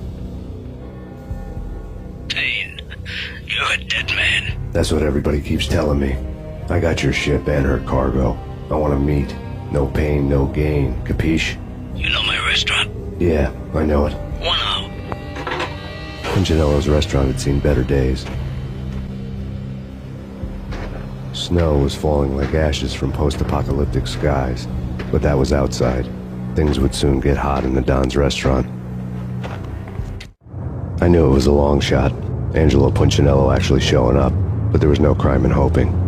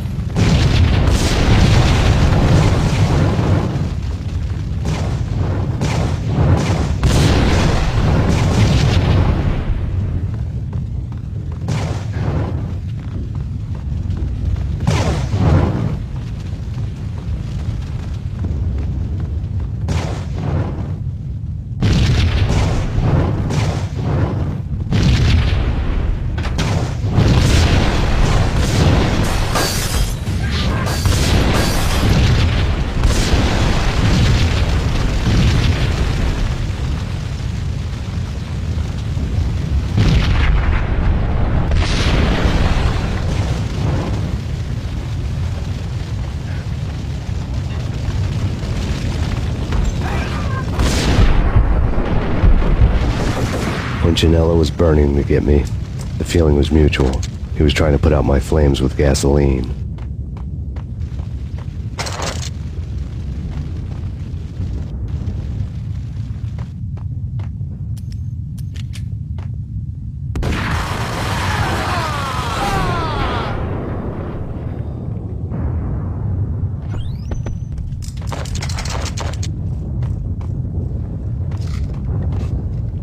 The mobsters have been guarding a real treasure.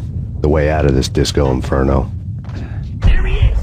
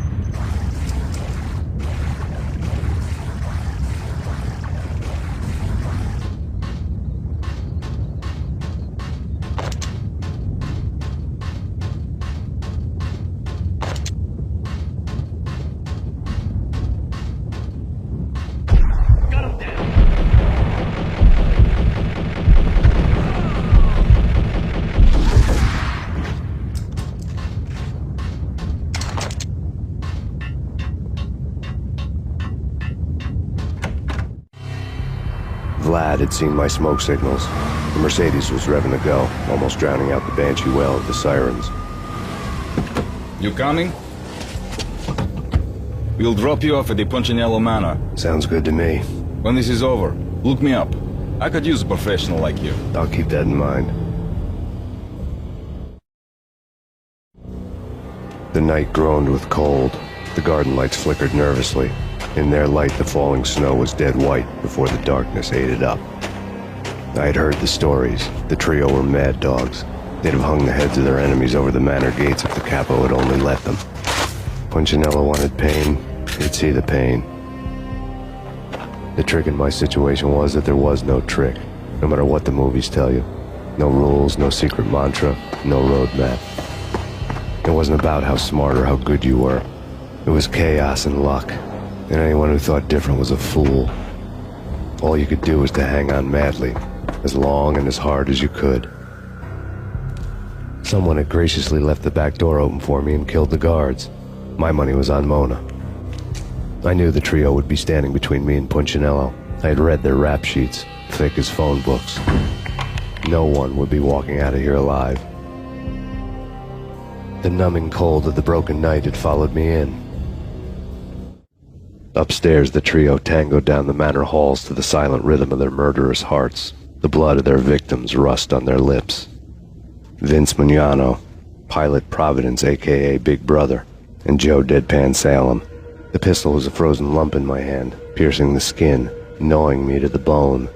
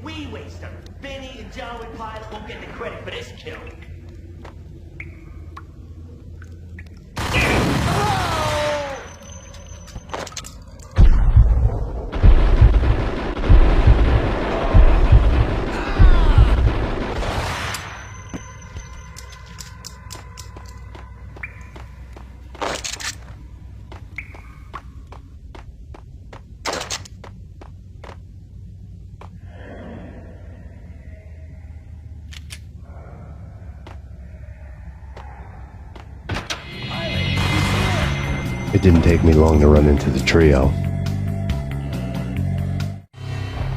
The word on Lisa Punchinello was that she was a bit of a witch. The tarot cards on the kitchen table fit the picture. They weren't my kind of cards, but I was willing to take a crack at the hand Mrs. Punchinello had dealt. The first card was the tower. Maybe that was supposed to be the manor. It got easy after that. The devil was the master of the house, and death was me, coming for him.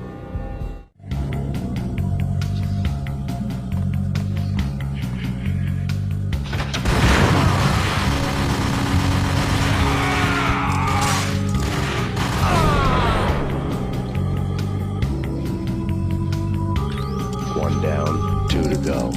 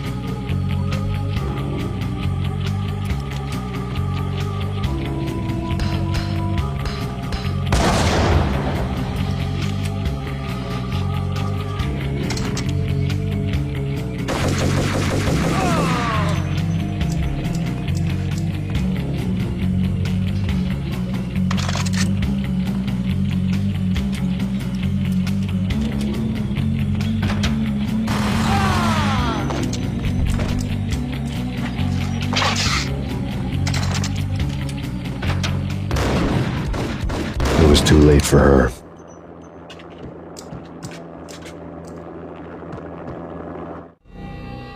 You're a real angel, Max. I couldn't tell whether it was Mona or her sister. The body was a mess. The sick bastard had really gotten a kick out of it.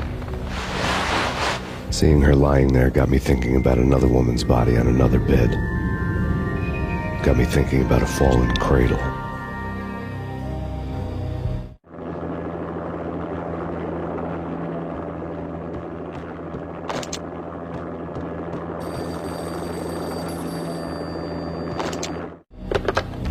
Max Payne. Talk to me.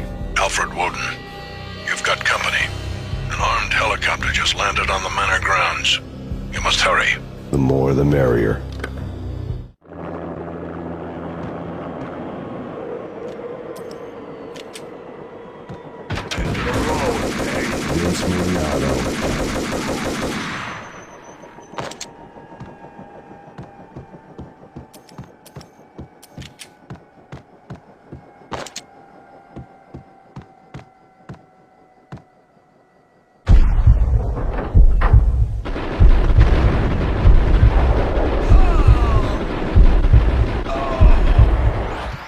Punchinello's trio was done for.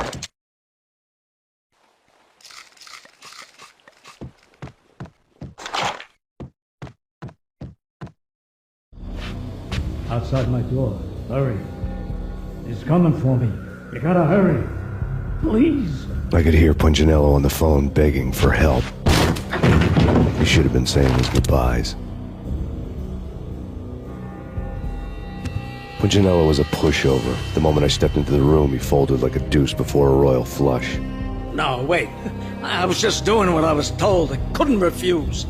She's someone high up. Government, maybe. I don't know. He was trying to buy more sand for his hourglass. I wasn't selling any.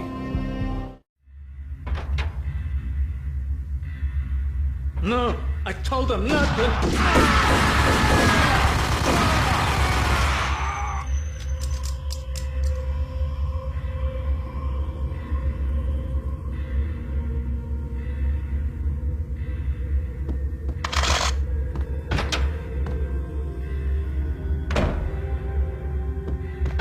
Drop it. Don't move. Game over, Max Payne.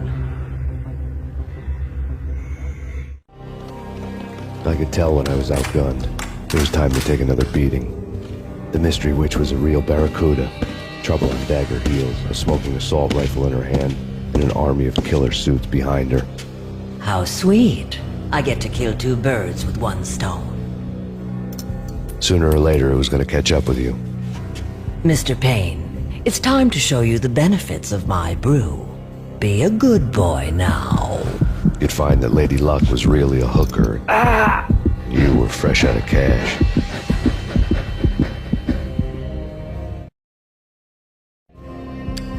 Gentlemen, we're done here. Take me to Cold Steel. She had just given me an OD of Valkyr. I could feel green fire eating my brains. They turned to steam. They did a fade on me. I'd never had a chance. The witch had got me just as sure as if she put a gun to my head and pulled the trigger. The shadows rushed me, bruised mugshot faces hungry for revenge. They knew my weak spots and closed in for the kill. The floor turned into a vortex of green blood. I fell. The flesh of fallen angels.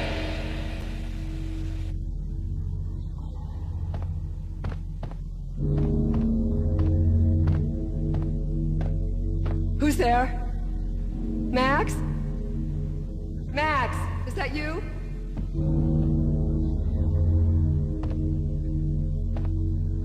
Max? Where are you, Max? Please.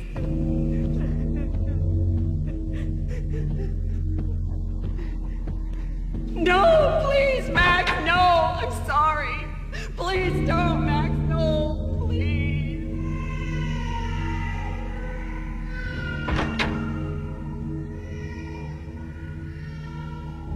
Max?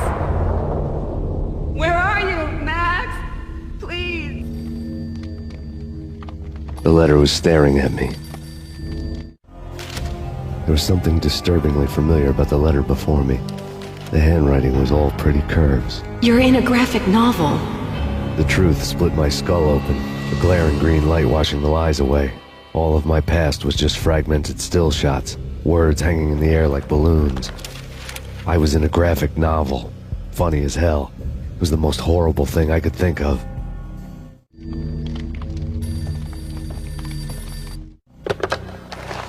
Shiny stuff and dreams are made of stooped necromancers. He sings like a banana wrist, having strayed too close to the constellations on their shaved skulls. There was a bad line in a prank call. Someone spouting insane babble. I couldn't make sense of it. But I had an overwhelming sense of deja vu, and the caller's voice sounded oddly familiar.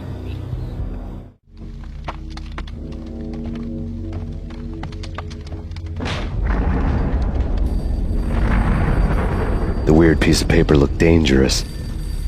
There was something disturbingly familiar about the letter before me. The handwriting was all pretty curves. You're in a computer game, Max. The truth was a burning green crack through my brain, weapon statistics hanging in the air glimpsed out of the corner of my eye, endless repetition of the act of shooting, time slowing down to show off my moves, the paranoid feel of someone controlling my every step. I was in a computer game. Funny as hell, it was the most horrible thing I could think of.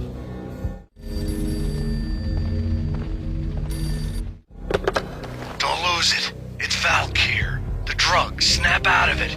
Try to remember. It was a bad line in a prank call. Someone spouting insane babble. I couldn't make sense of it. But I had an overwhelming sense of deja vu, and the caller's voice sounded oddly familiar.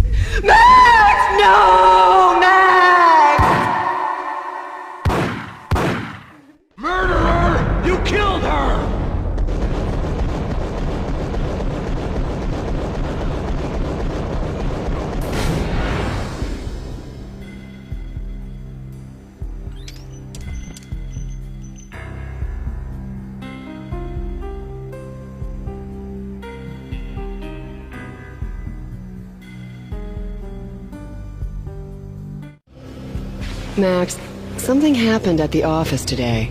A strange memo. Something about Vikings. Honey, I gotta run. You can tell me all about it this evening. Have a nice day, darling. The bullet holes were rubies on her chest, blood glowing on her ivory skin. She was so beautiful. The killer was smiling. The flesh of fallen angels. Slowly, the green nightmare faded, leaving dark stains on my soul that would never come off. I felt like flatlining. I was all shook up. I woke up in a cold sweat, sick and tired to the bone, lying in a puddle of my own puke. The hag had said take me to Cold Steel before it had all gone crazy. It was a clue. The only one I had. It took me forever to crawl back to my feet and hit the road, but when I did, I drove straight to Cold Steel Foundry outside the city. There was a whole lot of action around the place for a freezing winter night. Trucks coming and going, men running. I had the drop on the mystery witch. She thought I was dead. I was on her blind side. I was going in. The bad trip had put me in a crazy mood, adrenaline pumping through my aching veins. Staggering on the mill roof in ice and snow and wild wind, I was a ninja. My kung fu was strong. I wasn't kidding anybody. At best, I was Superman on kryptonite about to fall through a skylight, down to where it was all going down. A half-abandoned industrial area in the middle of nowhere. The factory was a perfect front for any number of illegal activities.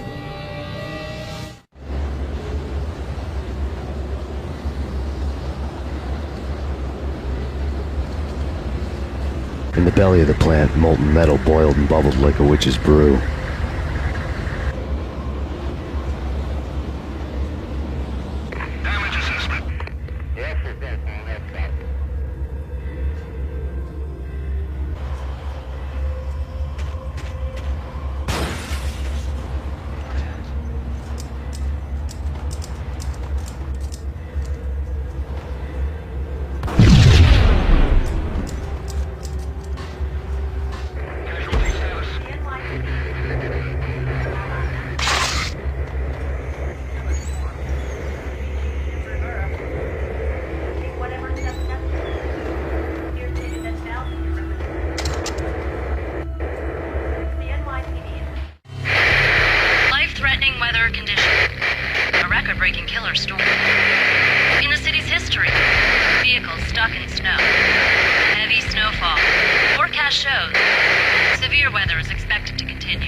Out in the night, snow fell like confetti over the Devil's Parade. The storm was anything but over.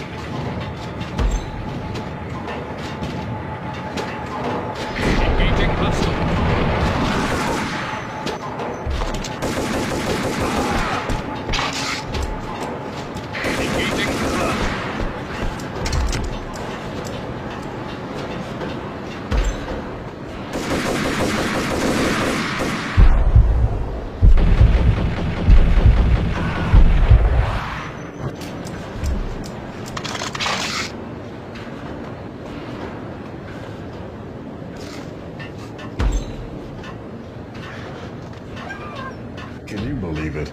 How about they sleep with their...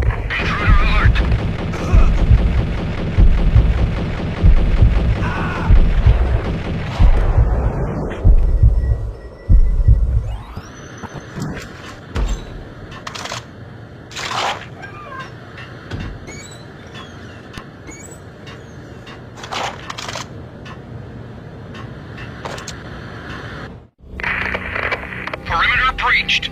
The facility has been compromised. Repeat, the Deep Six has been compromised. Initiate Operation Deadeye. The walkie-talkie military lingo could mean only one thing. They were getting ready to destroy the evidence and vanish into the night. I was so close. The hidden truths were just around the corner.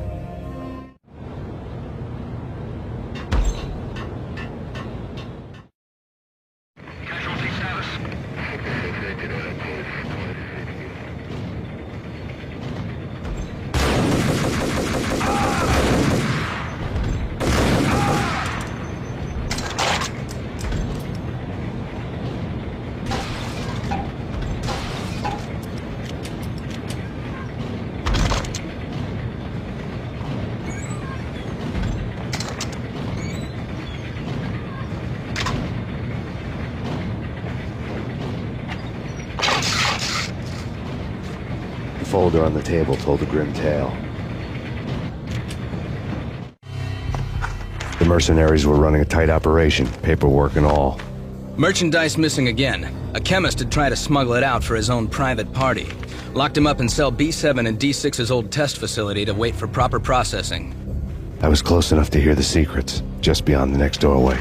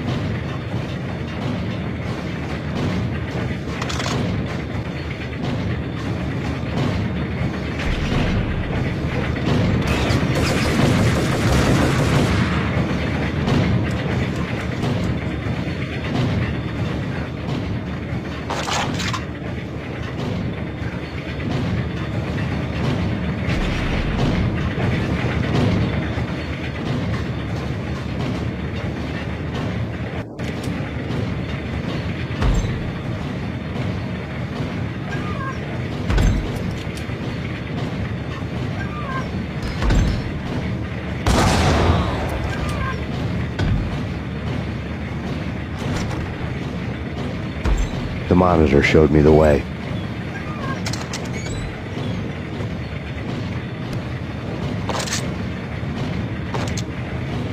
Processing diagrams filled the control room screens, all but one.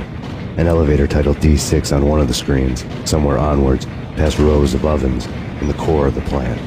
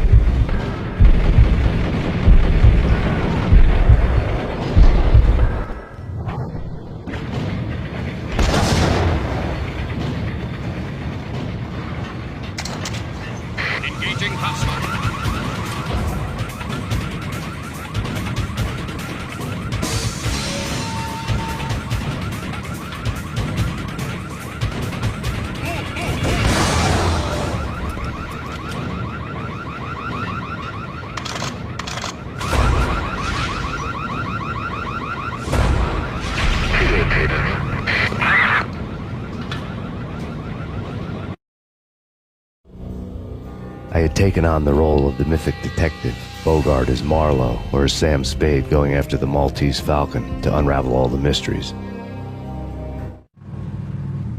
Following a path of clues to that final revelation, even if it would take me down to the cold, cavernous depths of a grave. You can't do this! My men are still inside! Do you have any idea why this is called Operation Deadeyes?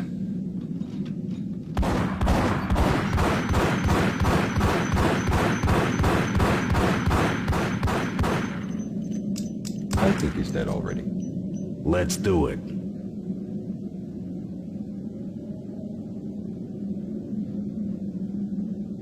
Attention all personnel. The self-destruction sequence has been initiated. Evacuate the complex immediately. Repeat, We've got company. The self-destruction sequence has been initiated. Proceed to the nearest exit immediately.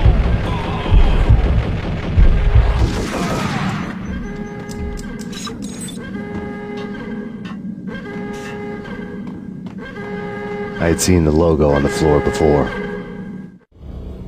There was an old army bunker under the steel mill. I knew the military plaque on the floor. I had seen 1,000 variations of the insignia on crumbling brick walls everywhere in the city. The sword replaced by a syringe. Project Valhalla, V for Valkyr, V for Valhalla. All of a sudden it read like a crackpot conspiracy theory.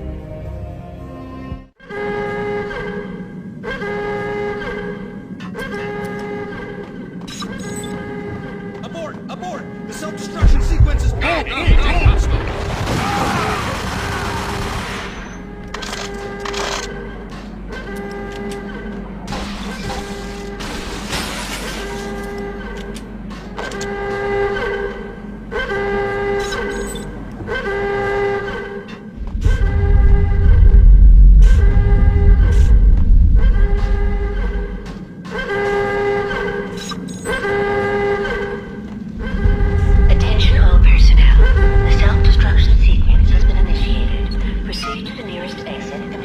Like everything else in the Valkyr case, the door code was a mystery to me.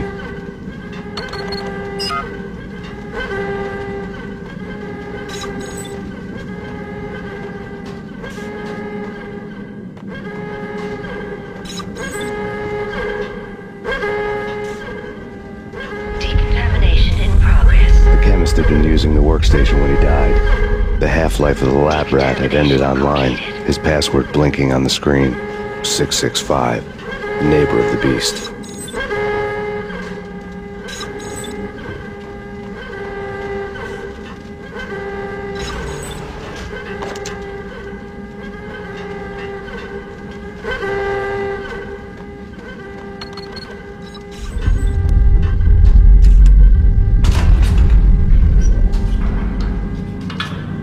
Attention all personnel. The self-destruction sequence has been initiated. Proceed to the nearest exit immediately. Hey! In here! Hey! Get me out! Thanks. I thought I was gonna die in there for sure. I need you to get me through the decontamination chamber airlock. You're crazy! No way! The place is blowing up, for Christ's sakes! Either that or back to the cell. Your choice. Okay, I'll do it. I'll do it.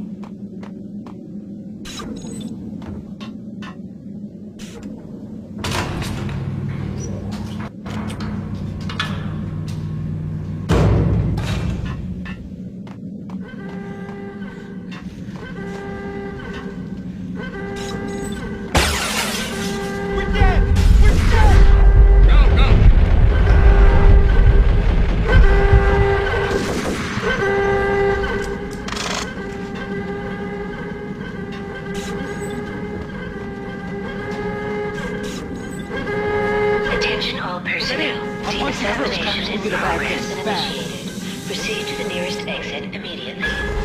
Decontamination.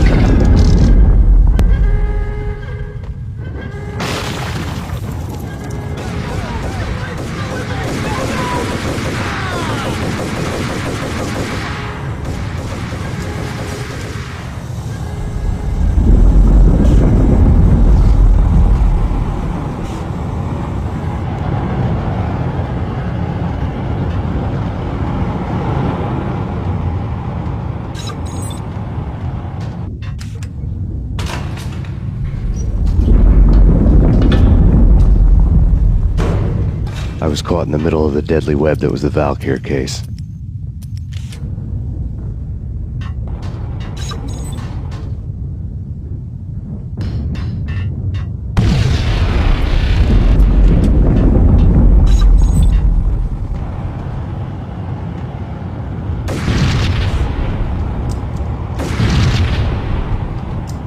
One of the lab terminals had the project logo on the screen. Top secret. Project Valhalla. U.S. Army. Yggdrasil Network. Valhalla.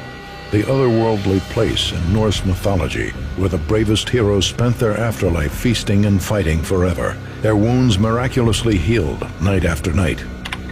Valkyr. The maidens who chose the most courageous Viking warriors and carried them to Valhalla. 1991. The research objective is to create a chemical substance to enhance the stamina and morale of infantry troops. 1995. Results unsatisfactory. Project cancelled. Someone had decided to continue the sick experiment unauthorized. Project compromised. Data leak. Fix the damage by any means necessary. Security clearance red. Authorized by the project lead. Field test. Double the dosage for all the remaining test subjects. Observe and record the subject's behavior in an urban setting. The drop-off point was my old address in New Jersey. The file dated 3 years ago. Just when you thought you had reached the deepest depths of horror, it suddenly got worse. How to turn off that small voice inside your head that started to whisper that you should be glad that now, if not before, your revenge was justifiable on any conceivable moral scale. That small voice proved, beyond any doubt, that I was damned. The dagger-heeled woman had come and gone a long time ago. There was nothing more for me here. The bunker's name was acting as a self-fulfilling prophecy.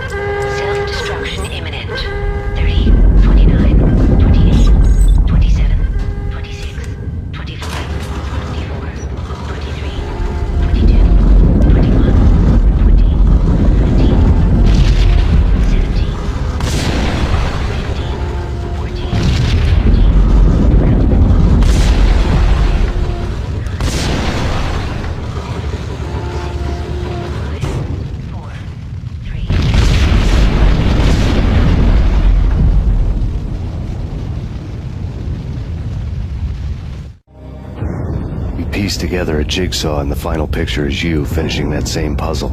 A mad, green-eyed killer standing behind you. An urban legend come true. The Project Valhalla test subjects had been the mad junkies who had murdered my loved ones. The rest was simple body count math. It all pointed to her. Ms. Valkyr. The factory went up in a fiery inferno behind me.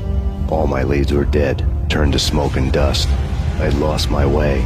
I hadn't slept in a million years.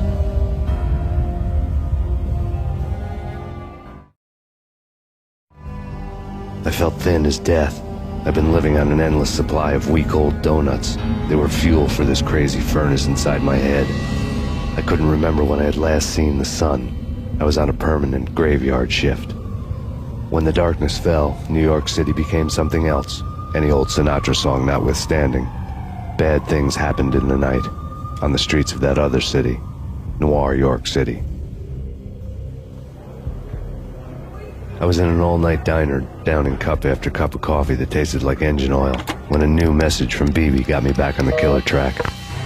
What the hell happened at Roscoe Street? Maxie, I'm going out on a limb here. We need to talk this through, come up with a plan. 2:30 a.m., the Choir Communications Garage. The more I thought about Alex's murder and the frame-up, the more it felt like an inside job. I should have seen it coming.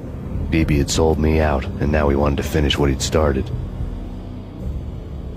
The garage was dead. BB showed up in his tailor-made suit, gold watch, and cufflinks to match. All way beyond a cop's pay. Maxie. Oozing suave charm, he was guilty as hell. What the hell does BB stand for anyway? Backstabbing bastard? Come on, don't be like that. Have a cigar.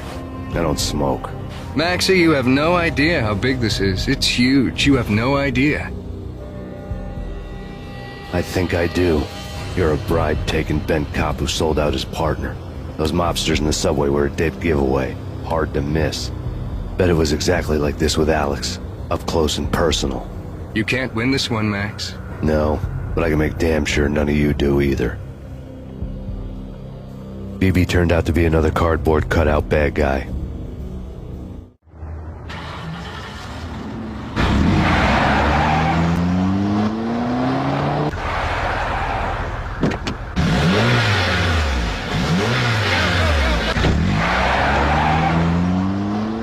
A bad cop on the take. A cowardly right-hand man fleeing from the scene, leaving his paid thugs to do his dirty work.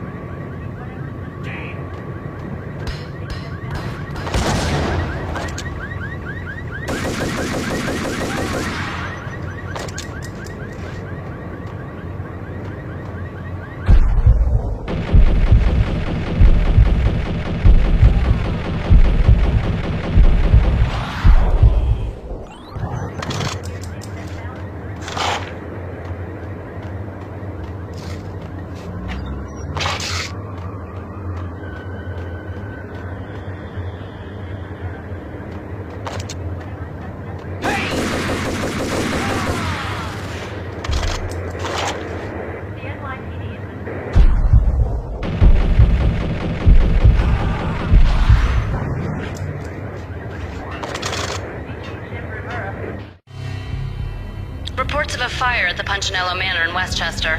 The manor is the home of Angelo Punchinello, the alleged head of the Punchinello crime family. The police are now saying, contrary to their earlier statements, that Max Payne is still alive and at large. He continues his vendetta against the Mafia, of which this last act of arson is attributed to. I had no recollection of setting any fires, but I did remember the flames.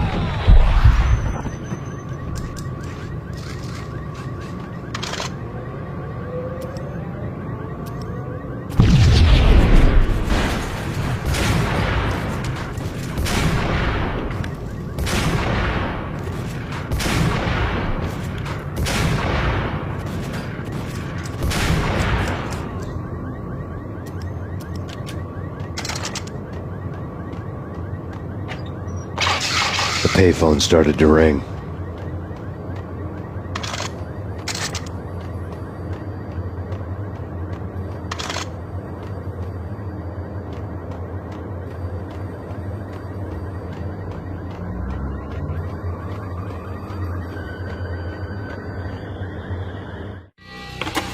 Yeah. Max Payne, Whatever does it for you. This is Alfred Woden. I can give you the name of your enemy. Come to the Asgard building presently. We are expecting you.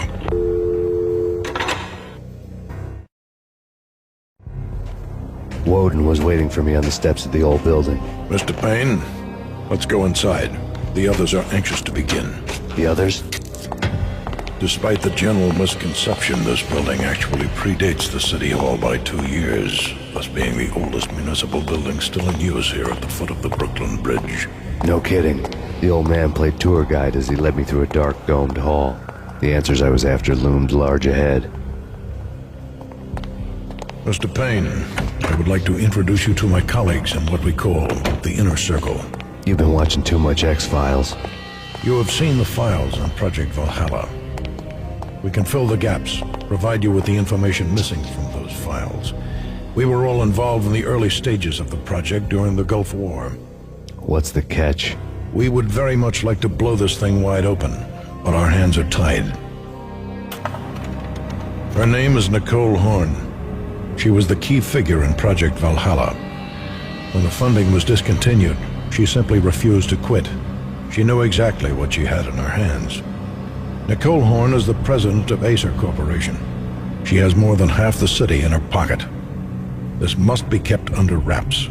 If you try to go public with this, we will deny any knowledge. We need you to take her out.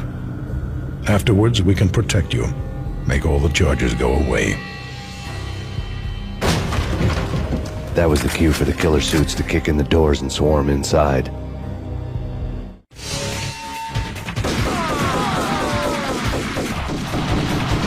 It was an impressive floor show, but I decided to leave early anyway. It was only a one-story fall. Lucky me.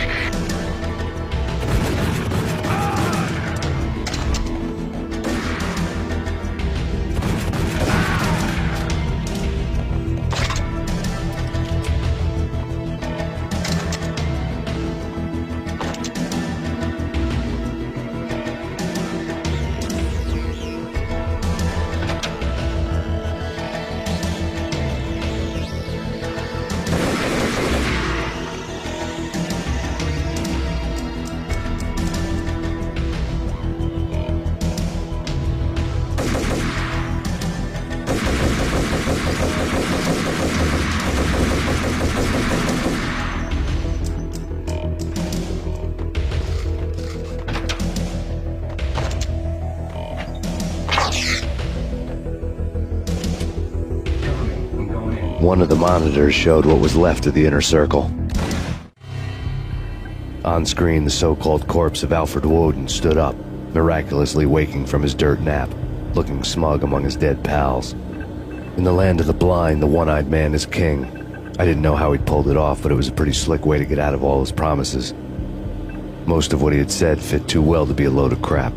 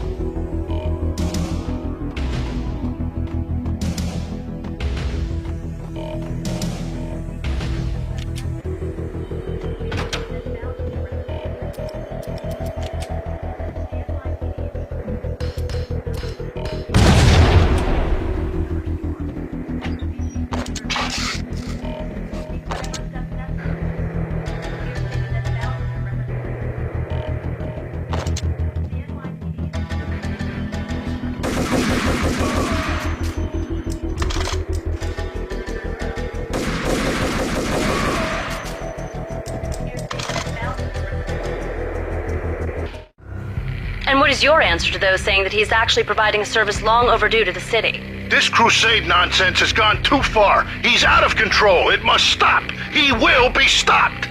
That was Deputy Chief Jim Bravura from the New York City Police Department.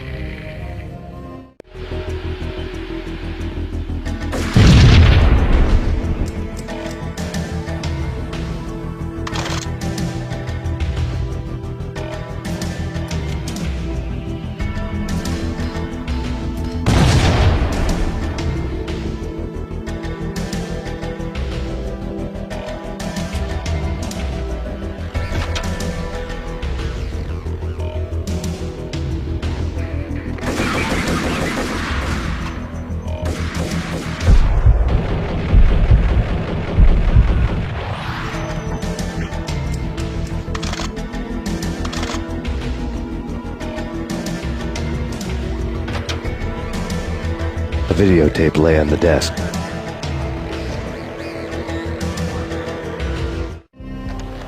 Nicole Horn had blackmailed the inner circle into silence. The tape came with a curt extortion note on a piece of expensive paper. I remembered Candy Dawn taping her clients in action on the side, selling the tapes to the highest bidder. I was sure that kinky sex was nowhere near Alfred Woden's worst sin, but I had a feeling that when this was over, any collateral would come in handy.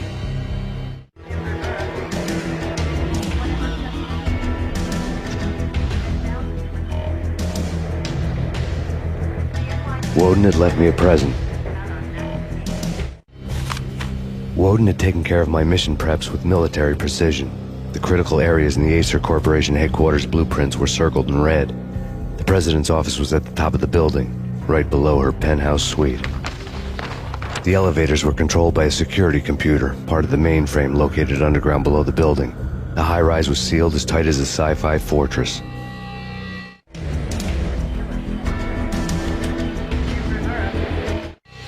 Nothing seems to stop Acer Corporation's phenomenal victory march. Incredibly, the stocks are still rocketing. Worried experts already see a danger in the company's success. Some have gone as far as to say that Acer Corporation is about to become an even bigger monopoly than Microsoft ever was.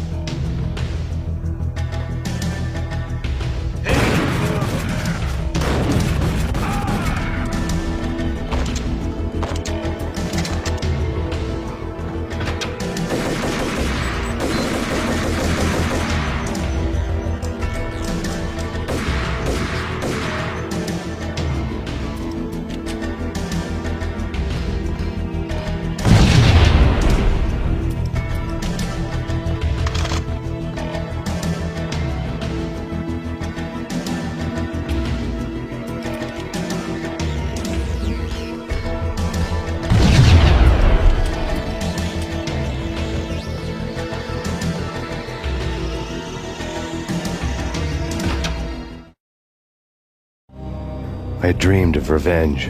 Those dreams were always nightmares, of coming close and then failing. Now I was close. I had a name to guide me, Nicole Horn. I had nothing to lose.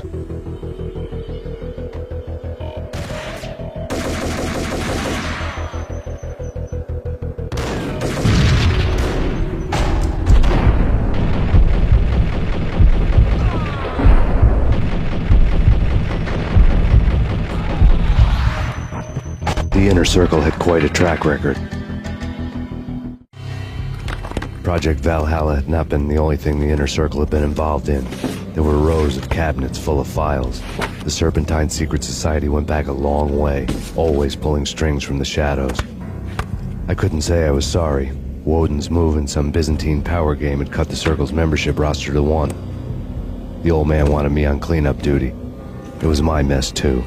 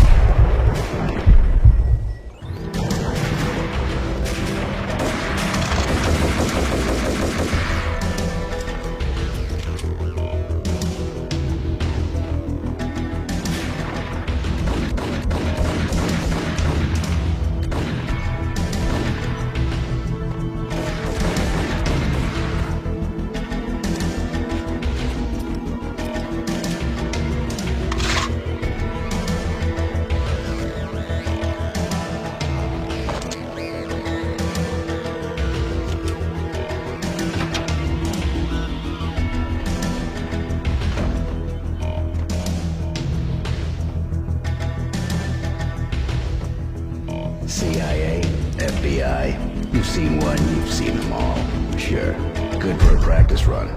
But this... engaging hostile.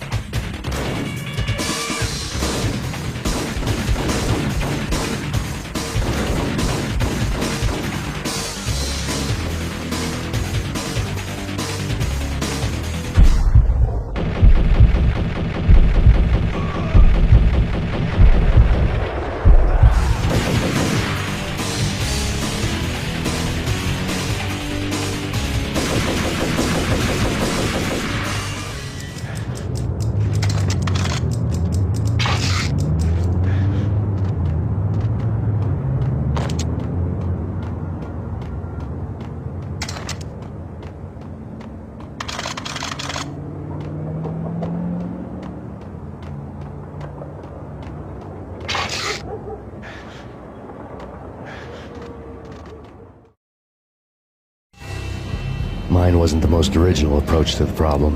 It wasn't as if it hadn't all been done before. An eye for an eye, the first principle of revenge. Old as dirt, still going strong. The cardinal rule in going after someone with an intention to kill was not to make it personal, which it almost always ended up being anyway. It did with me. I took my time, cruising around the city in the snow. There was no hurry. I knew what I had to do now. I took my time, thinking about it, building up the rage.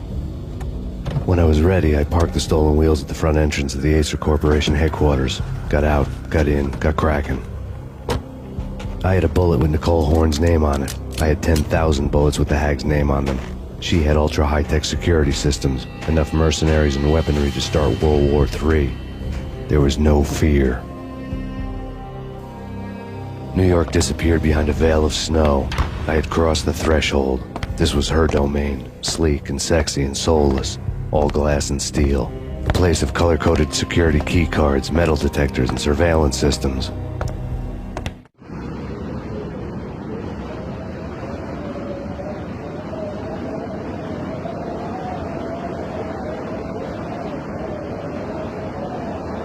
Colder than a walk-in fridge.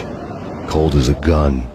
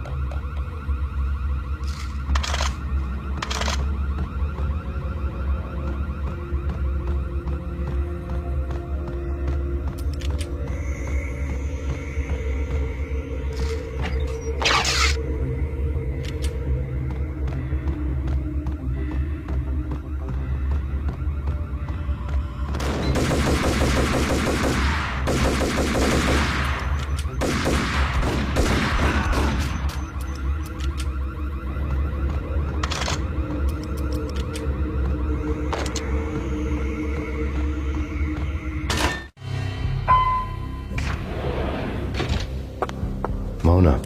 Looking good. Max, we gotta stop meeting like this. It will be a cold day in hell before I let a narc cop stop me. Miss Sachs, do your job. Relax, Max. You're a nice guy. I don't kill nice guys. You're not bad yourself. It was different when Horn wanted Punchinello dead. To cut her ties to the Mafia. He deserved to die. The same goes with her. She's the bad guy here. Her sister was whispering to her in my favor. I knew the appetites of ghosts intimately. They hungered for revenge. No! A gunshot boomed and she fell down in slow motion. She was a nice girl. Not really a stone-cold killer. And now she was stone-cold dead. Like religious fanatics or loyal samurai, Horn's private army was coming at me. Terminate.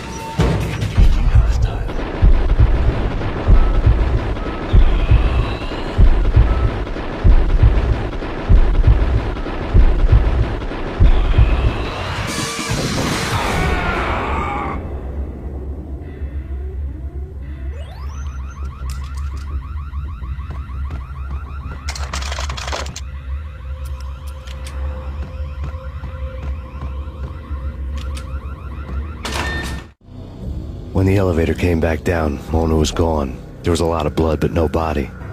Something clicked for the final time. My mind had never been so clear, as if somewhere high above the storm clouds were already gone, cold stars blazing from the black skies.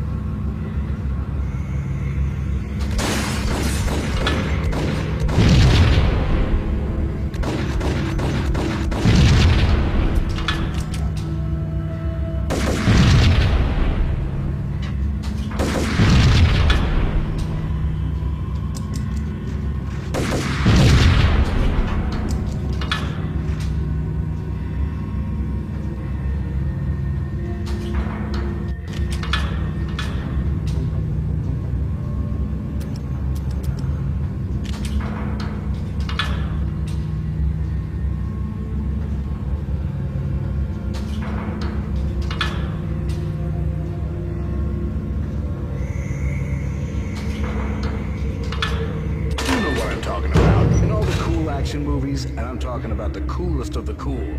It always seems like time slows down. What the hell?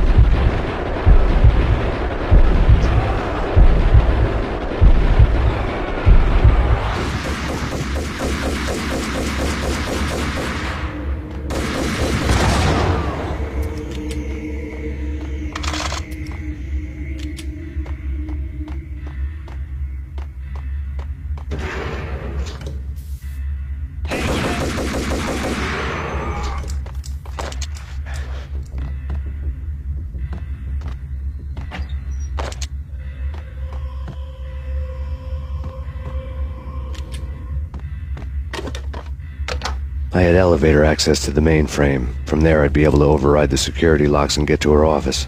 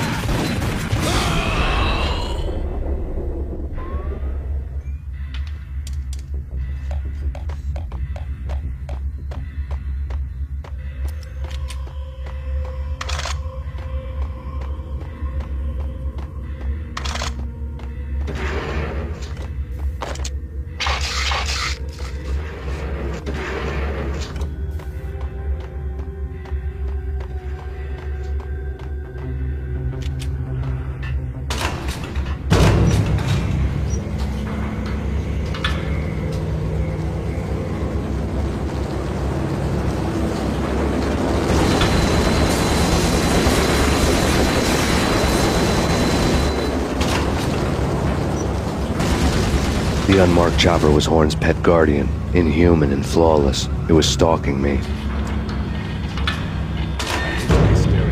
I'm not a cold-blooded killer. I'm a nice guy. I love my wife. I have 2 boys. I'm very... What? Kill the bastard! Kill the bastard!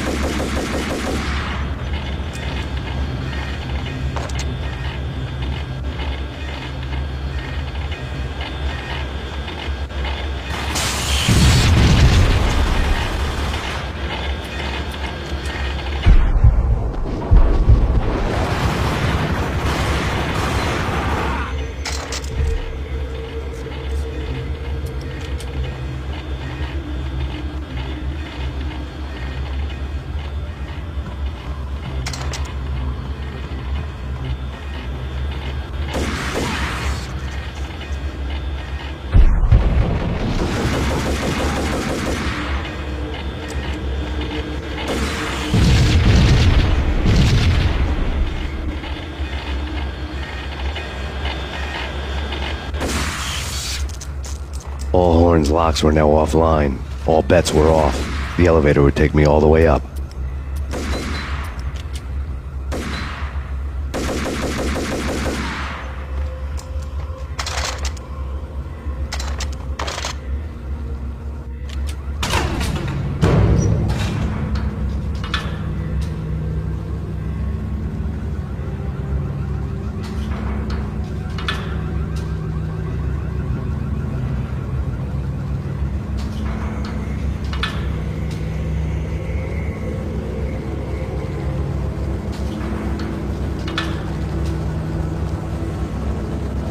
Seen from this height, the night seemed to stretch on to eternity.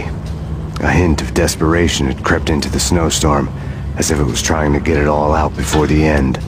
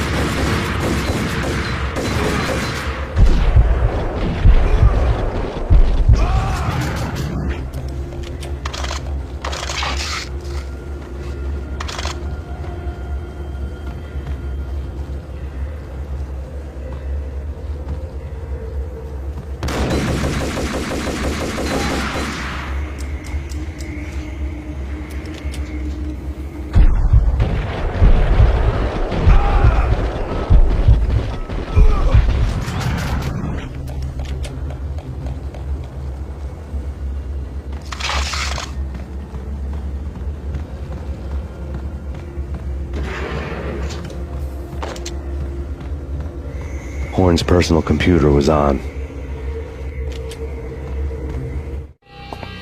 Next to the printer was a neat stack of expensive paper. Hacking through Horn's computer would have unearthed files of criminal plans, strategies for world domination, spy helicopter reports, illegal wiretap recordings, internet porno, all of the above. Take your pick. I really didn't care anymore. I had seen too much of it already.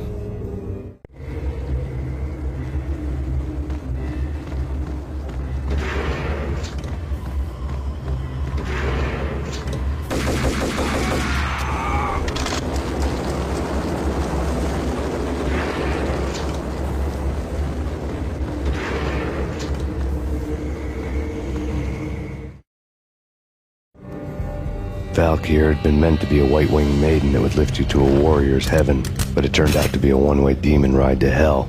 The devil was in the drug. I knew. I had met him.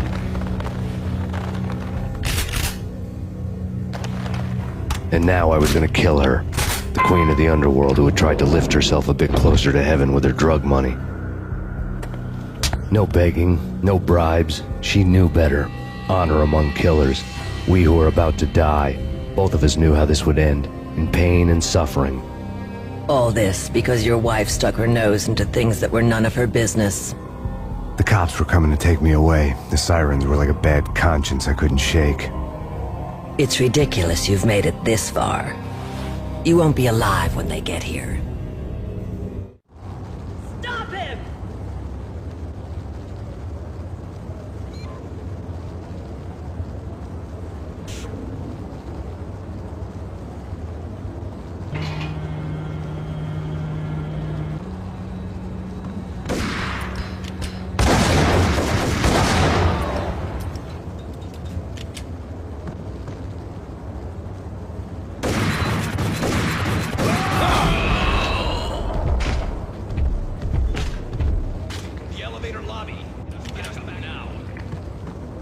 Max Payne, this is futile. A waste of time. The deaths of your wife and daughter were necessary. Inevitable. It is done. You cannot bring them back. Nothing you do will make it any better.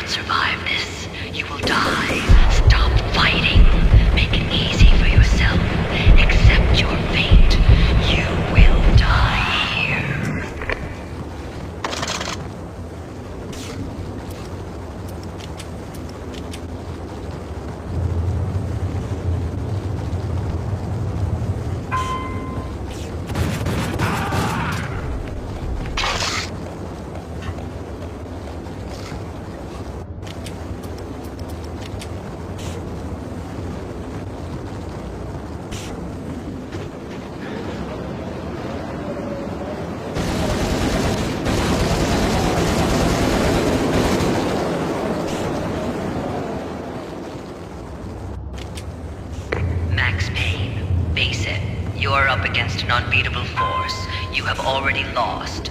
You have lost. Only death will set you free from your pain. Accept it. Surrender. Give up. We have him in the North Lounge.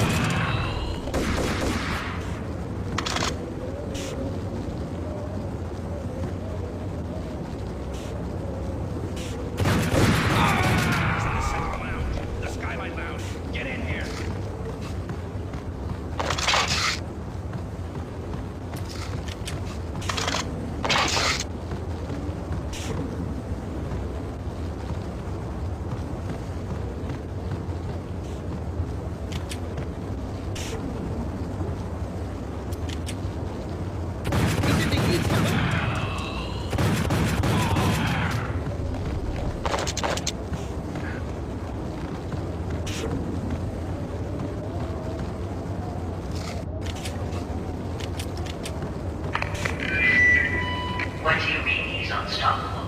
You are superior to him in every way that counts. You are better trained, better equipped. You outnumber him at least 20 to 1. Do your job.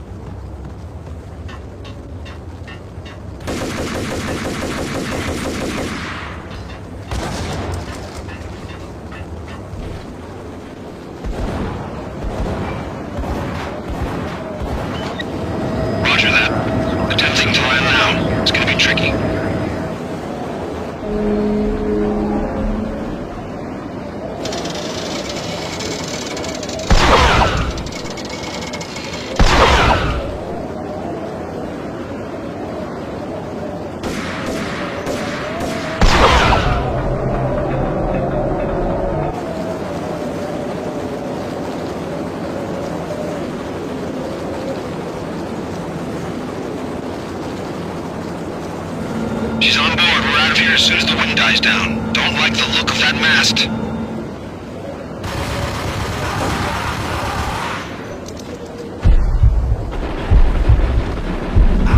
Lift off in 1 minute.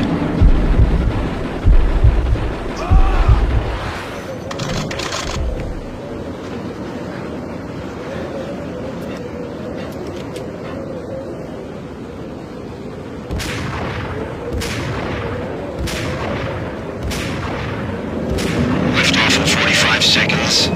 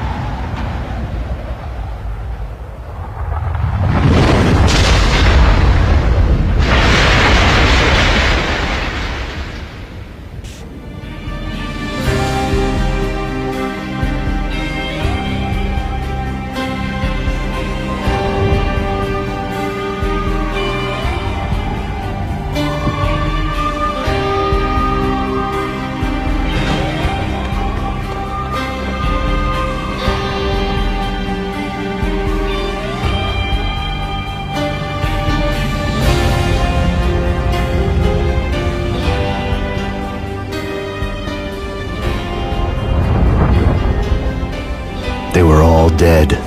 The final gunshot was an exclamation mark to everything that had led to this point. I released my finger from the trigger. And then it was all over. The storm seemed to lose its frenzy. The ragged clouds gave way to the stars above. Max Payne, this is Deputy Chief Jim Bravura from the NYPD. We've got the building surrounded. Throw down your weapons and lie down with your hands behind your head. A bit closer to heaven.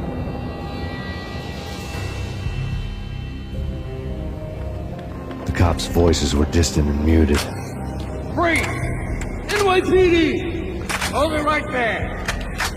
My ghosts released me from their haunting. Down below, New York City glittered like diamonds on black velvet. You gave us one hell of a ride. Take him down to Central Booking. You heard the man. Woden was there in the crowd, standing by the sidelines. It wouldn't be over till the man with the patch would say so. He'd say the right words. I knew he would. He'd better. Woden grinned smugly. It was the grin of a winner. That made two of us.